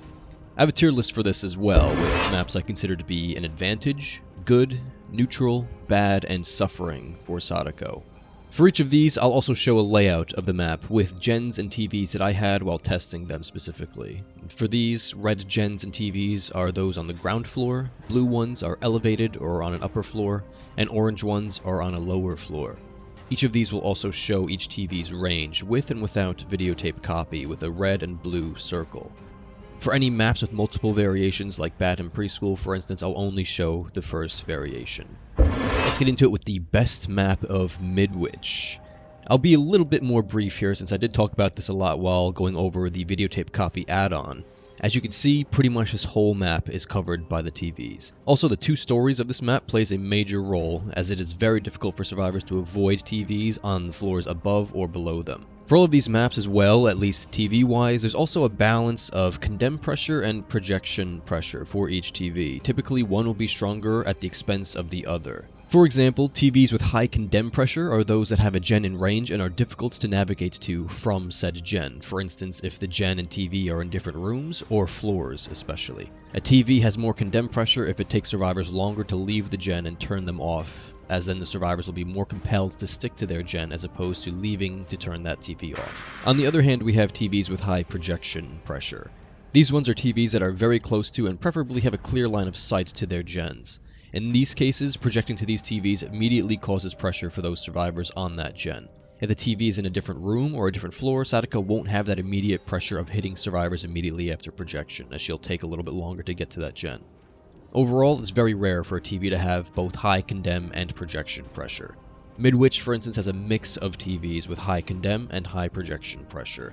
That, plus the 2-story nature of this map, plus the incredibly small size of this map, equals incredible all-round condemn and projection pressure all over the map, especially with many gaps closed by videotape copy. Second is the game. To no one's surprise, this one is up here as well, with the main reason also being the small size and 2-story nature, just like what we saw with Midwich. The game, though, has some more safe areas from TV coverage than Midwich does, and each room here has at least 50% coverage. The bathroom gen's TV usually spawns in the bathroom along the north wall. Rarely though, like as we see here, it can spawn around the corner just outside of the room. Just like what we saw with Midwich, videotape copy closes a lot of gaps here, especially in the middle. Although there are some pockets of safety here, it's mostly covered. There are also some cases of TVs spawning in different rooms, such as the bottom floor VAT room gen with its TV in the neighboring room. Lastly, survivors also get disoriented when downstairs usually, and they may be more vulnerable to condemnation from TVs that are above them as they look for stairs. In a map like this, where Sadako can easily travel between floors, it may be best to focus your protection on a specific floor's gens. If this is done, it could lead to an endgame scenario where the last gens are on one floor, making the TVs on the opposite floor particularly deadly with condemnation as survivors stick to the gens on that one floor. Third is RPD East Wing. RPD East Wing typically has some great TV coverage. At least in this instance, the only gaps in coverage here are in the outdoor areas, mainly the front yard, a bit of the main lobby, and a small chunk of the southeast exit. Videotape copy is actually great here to cover these gaps. Another thing to note with these 2-story maps is that the TV ranges are spheres, keep that in mind, not circles. So the pure top-down area coverage that we see visually here will not be exactly the same between the floors, with the opposite floor of the TV having a slightly smaller coverage. Videotape copy helps bring these 2 floor coverages much closer together, so videotape copy overall is much better on these 2-story maps like RPD the game and Midwich overall. RPD itself has a decent mix of high projection pressure and high condemn pressure TVs, very similar to Midwich in this sense. The east wing coverage, especially on the upper floor here, is incredible. To no one's surprise, next is RPD West Wing. Very similar jazz to East Wing, however, West Wing usually has some larger gaps in coverage than East Wing does, mainly in the central lane here, making it mostly weaker than East Wing. Despite this, the entire west side, both top and bottom floor, is usually fully covered. The eastern portion also usually has great coverage here as well, so still a very good map for Sadako here. Last in the advantage tier is Hawkins Lab. This map I find that survivors often struggle to navigate here most out of any map. The main floor gens generally have all higher projection pressure, but they can sometimes be in separate rooms, which could be chaotic for survivors as they look for open doors to get into those rooms. Both upper floor area gens have high condemn pressure. The portal room gen will always see its TV spawn directly below it in the middle of the observation room up against the viewing glass. The projection pressure here is 0, as it takes forever to go around and get up the stairs to get to that gen. The other upper floor gen in the quiet room will have its TV spawn in a different room upstairs in that area. Lower condemn pressure than the portal room for sure, but higher projection pressure as a result. Both upper floor gens I typically don't bother protecting, the portal room especially because it's so hard to get to from projection. They're typically too far out of the way, and it's usually more worth Sadako's time to protect the main floor gens while abusing the upper floor TV's high condemn pressure to pressure survivors who work on them passively. Starting in the good tier is Larry's. Larry's, while still being good, is the weakest of all the fully indoor maps in my opinion, mainly due to the single story nature of it. There are also a decent amount of safe zones as compared to the other indoor maps, for TV range at least. Hawkins also had a higher amount of safe zones, but Larry's has it slightly beat here. The TVs here will almost always have higher projection pressure than condemn pressure, though there are some cases of high condemn pressure.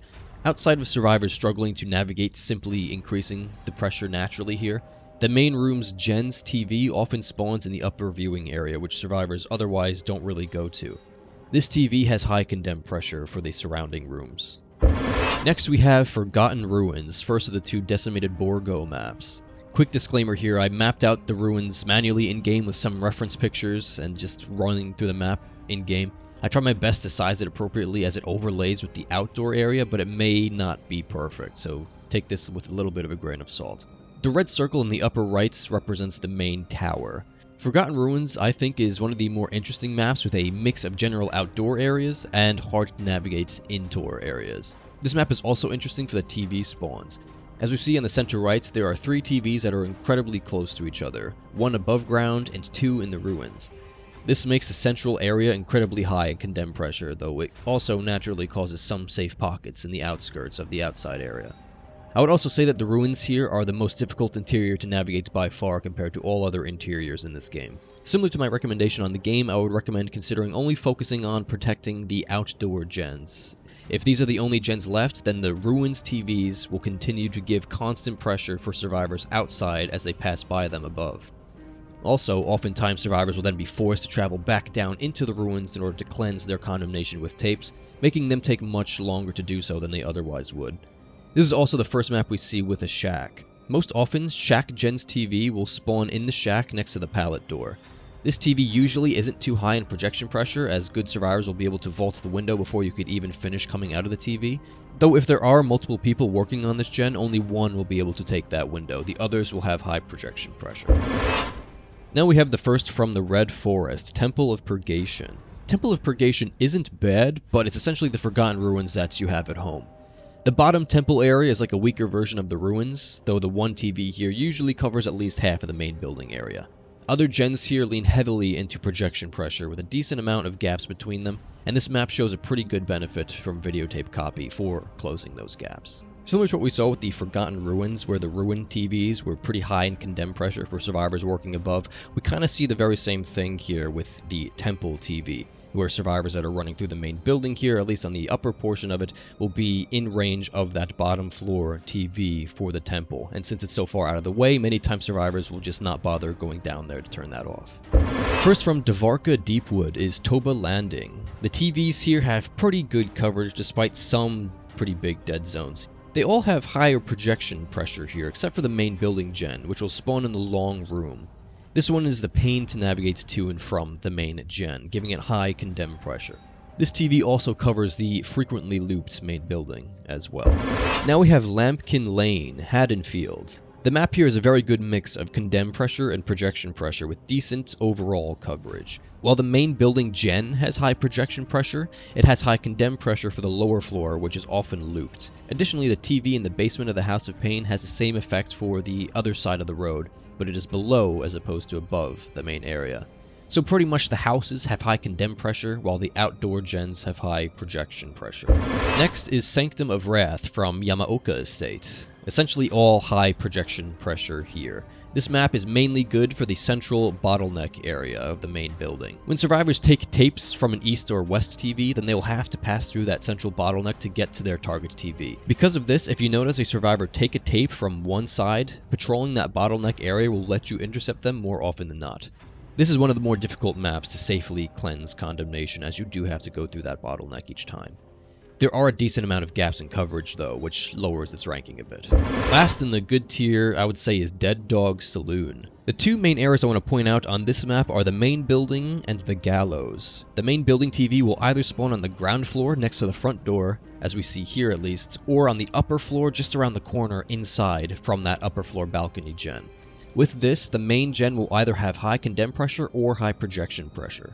Either way, it covers most of the main building, which survivors typically consider to be quite a safe loop. The Gallows TV will always spawn directly below it. This one essentially is a split between condemn and projection pressure, as Sadako can still reach that gen relatively quickly post-projection, and the TV isn't too much of a hassle for survivors to turn off, but usually they sometimes like to stick to that gen instead of going down to turn that TV off. The streets are mostly safe though. Most other TVs have high projection pressure. The northeasternmost gen has a TV that has high condemn pressure, as a TV here at least spawns in the jungle gym south of the house with the gen on the porch.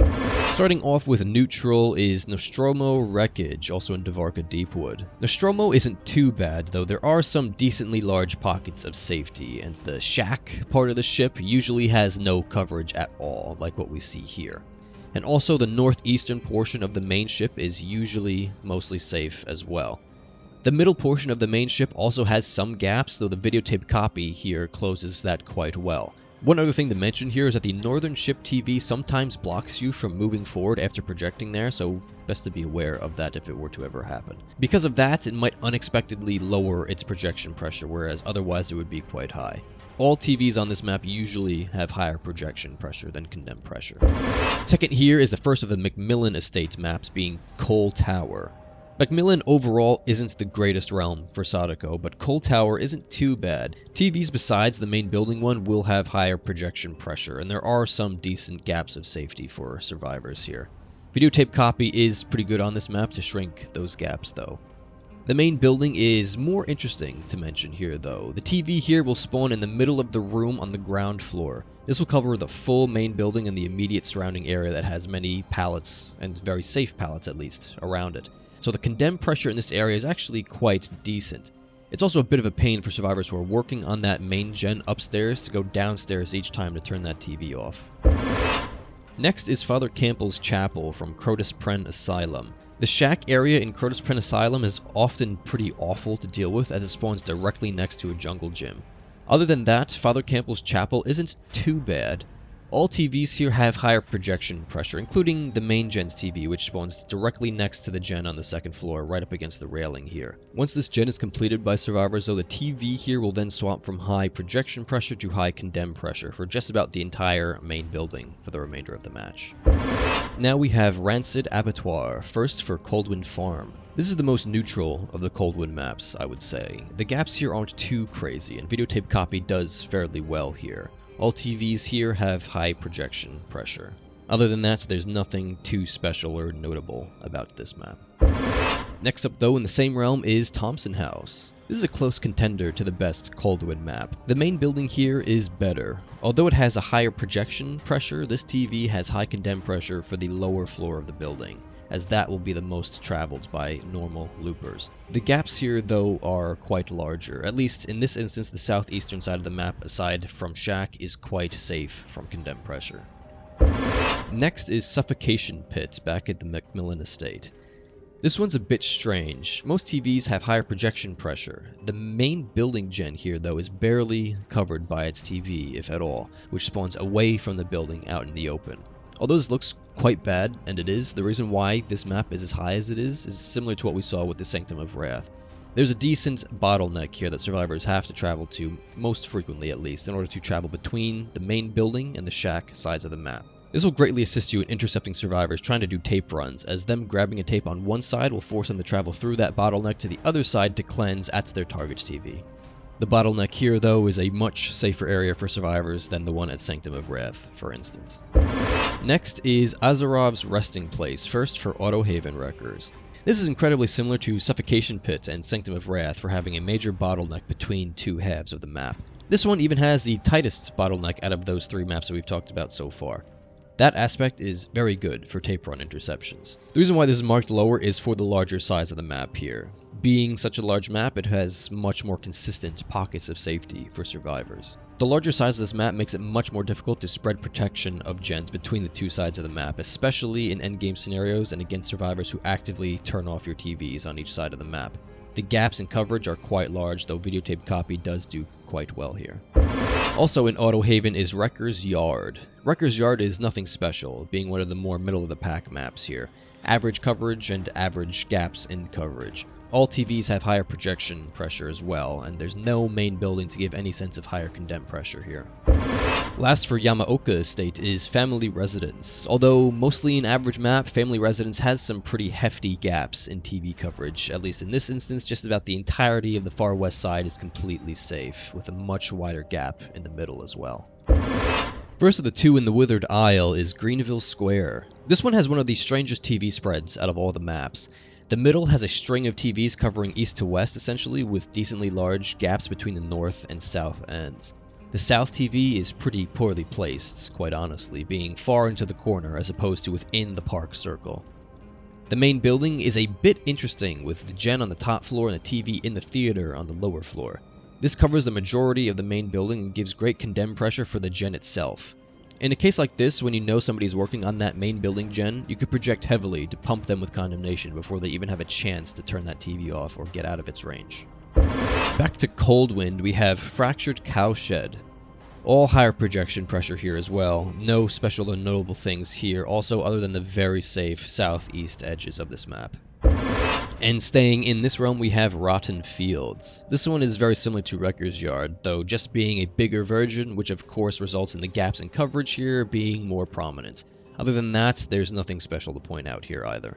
And wrapping up Coldwind is Torment Creek. The largest of the Coldwind maps, of course, comes with its larger gaps in coverage. At least here, a big lack of coverage on the south and east edges, as well as a chunk down the middle. Many of the jungle gyms here also, at least in this instance, are very clear of coverage as well. Back to Auto Haven, we have Blood Lodge. Decent gaps in coverage here, though videotape copy helps out quite a bit. The main building TV does have nice condemn pressure as it's on the upper balcony. All other TVs have higher projection pressure. Last of the two Red Forest maps is Mother's Dwelling. The main building here is pretty strong for survivors, but the upper balcony TV has good condemn pressure for the bottom floor. Naturally, this TV has stronger projection pressure for the gen itself though. Other than that, this map is fairly large, and as a result there are some decent gaps in coverage for those TVs. Last for the Decimated Borgo is the Shattered Square. The shack here is the one on the top right. The others are the other house structures scattered around. All TVs have higher projection pressure, though the main building TV has decent condemn pressure for the building itself, at least the ground floor and surrounding area of it. There are also some decently large gaps in TV coverage around the other structures as well. And last for Withered Isle and the neutral tier is Garden of Joy. The TVs and gens here are quite isolated. The interesting case here is with the main building. This TV will have good condemn pressure. It will either spawn downstairs just across from the vaultable window by the porch, or upstairs in one of the back rooms like what we see here at least. This latter one is more preferable, as it is very out of the way for survivors to go and turn off, especially considering the main building is very oftenly looped, as it is considered a very safe loop of course. So having to go all the way upstairs and into a back room just to turn off that TV typically is a little too out of the way for survivors to bother with. Now moving on to the more unsavory maps. First in the bad tier we have Ironworks of Misery in the McMillan estate. Aside from suffocation pits, this is the first instance where we see a big gap between gen and TV spawn. At least here for the main building. Here the main building's TV spawns very close to the wall on the outside of the jungle gym next to the main building. Because of this, the main gen is very safe and the main building itself is very safe as it is mostly clear from all coverage. Very hefty gaps in coverage all around here as well. Second to last on Autohaven is Wretched Shop. Very similarly, the main building's TV here spawns far outside in the street, letting the main building and its gen stay very clear of condemned coverage. Overall, the TVs are concentrated to one main area in the center right here with hefty gaps, especially in the northwest. Back to McMillan, we have Groaning Storehouse. The main building here, in my opinion, one of the most difficult main buildings to play around out of all the McMillan maps. Similar to the last two, this one's TV spawns outside the building, meaning that the gen here is safe of coverage, as is most of the building itself. Most other TVs are quite isolated as well, with limited overlaps in coverage. Also, at least in this case, the southern branch with the two jungle gyms is fully safe here. Wrapping up McMillan is Shelter Woods. I find the main area with the tents to be very safe for survivors, and very difficult to work around and even try to mind game. Even though the main gen is just barely in range of its TV here, the rest of the main area is very safe of coverage, which makes this very difficult to work around. It is very oftenly looped. And last for Autohaven is Gas Haven. The TV spread here actually looks very similar to Shelter Woods. Most of the main building here is clear, as well as a big central chunk. I could see this one being higher than Shelter Woods, but I personally just dislike it a little bit more. The only Springwood representative we have is Badham Preschool. This map can get pretty strange. As we see with this spread, the Northwest Gen's TV actually spawned in the basement in that little nook where Freddy's mattress is. And this is just a few meters away from the main building TV, which also spawns down there. This means that these two gens are fully covered by two TVs each. This isn't too bad for the main gen as they're both very close to it and easy to interact with, but the Northwest gen has wildly high condemn pressure. This makes it the most important gen to protect, as it would be incredibly difficult to work on this gen without getting condemned. It's probably the longest required distance to travel between a gen and its TV to get that TV turned off. Despite this, the rest of the map has very large gaps in coverage. If this gen is completed early, the condemn pressure for this game as a whole shrinks quite significantly. One other notable thing to note here would be the upper floor gen in the side house, with the TV also spawning on the upper floor. This one will almost always be active in all versions of Badham Preschool maps. The TV here will spawn in one of the back rooms, and if a survivor isn't already upstairs, it might be a little too out of the way for them to bother going up there to turn it off. Last for the bad tier is Ormond's. Nothing too wild with this map, though its areas that are safe from TV coverage in the front and back of the main building are quite strong. The main building TV does cover a decent amount of the main building though, but it is on the first floor, so it is easily accessible by the survivors. Now onto the maps that are awful to play on as Sadako. First we have Disturbed Ward in Crotus Pren Asylum. This one has one of the most brutal main buildings out of any map. Not only is it a very strong area for survivors naturally with many god palettes and windows, but it is also almost fully clear of TV coverage. The main building's TV spawns far outside, making the main gen free for survivors. I would not bother wasting time protecting this gen, as it's just too far out of the way and too safe to play around. Many of the jungle gyms here are also incredibly safe from coverage, such as the eastern branch in this spread. Interestingly, the main building, in this instance at least, actually had two gens in it, the second being the northern red gen in the main area. This one was in the circular window room on the lower floor. The TV for this also spawned outside, but this one did end up covering that gen fully. Zero projection pressure for this gen, as you'd have to go all the way around the main building to get into that room.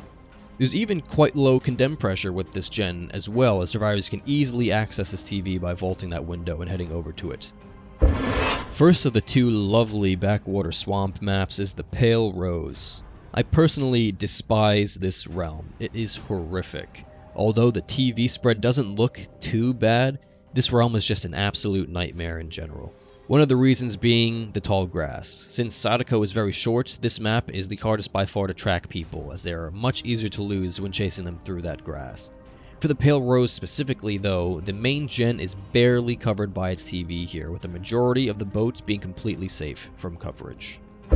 Followed by Grim Pantry. Grim Pantry has the most free main gen for survivors out of any map by far. Just about the entire building is fully safe, and with it the entire north side of the map. Just look at where the main building's TV spawned here. It's just a few feet away from the wall on the edge of the map in the middle of nowhere. That's not even all with this though. This TV is facing the wall, so projecting there gives you a face full of bricks and shreds the effectiveness of your projection speed boost. This is the most pathetic TV spawn I've seen personally so far. Interestingly, the boardwalk has 2 gens, at least in this case, with one TV above and the other below. Also, the shed has a TV on its upper floor with its associated gen just outside of the shed. This doesn't help with the pure trash that is otherwise this entire realm though. And finally, the absolute worst map by far for Sadako is Eyrie of Crows. Not only is this just a great map for survivors against any killer, but just look at this TV spread, it's actually insane. The entire center and eastern side of the maps are completely safe from TVs, except for a single TV in the southeast corner. If this singular TV is off, then more than half of this entire map is completely safe. The 2 gens in the center lane are completely safe from TV coverage, with their TVs having spawned off to the side on the western side. Here, TVs seemingly are just unable to spawn in this center lane. These 2 gens being absolutely free is disgusting. As for the main building, although the TV has great condemn pressure for its gen, it's just alright overall, as it only covers the back half of the main building, which isn't looped nearly as much as the front half. Well, that will cover pretty much everything that I know about Sadako for Dead by Daylight so far.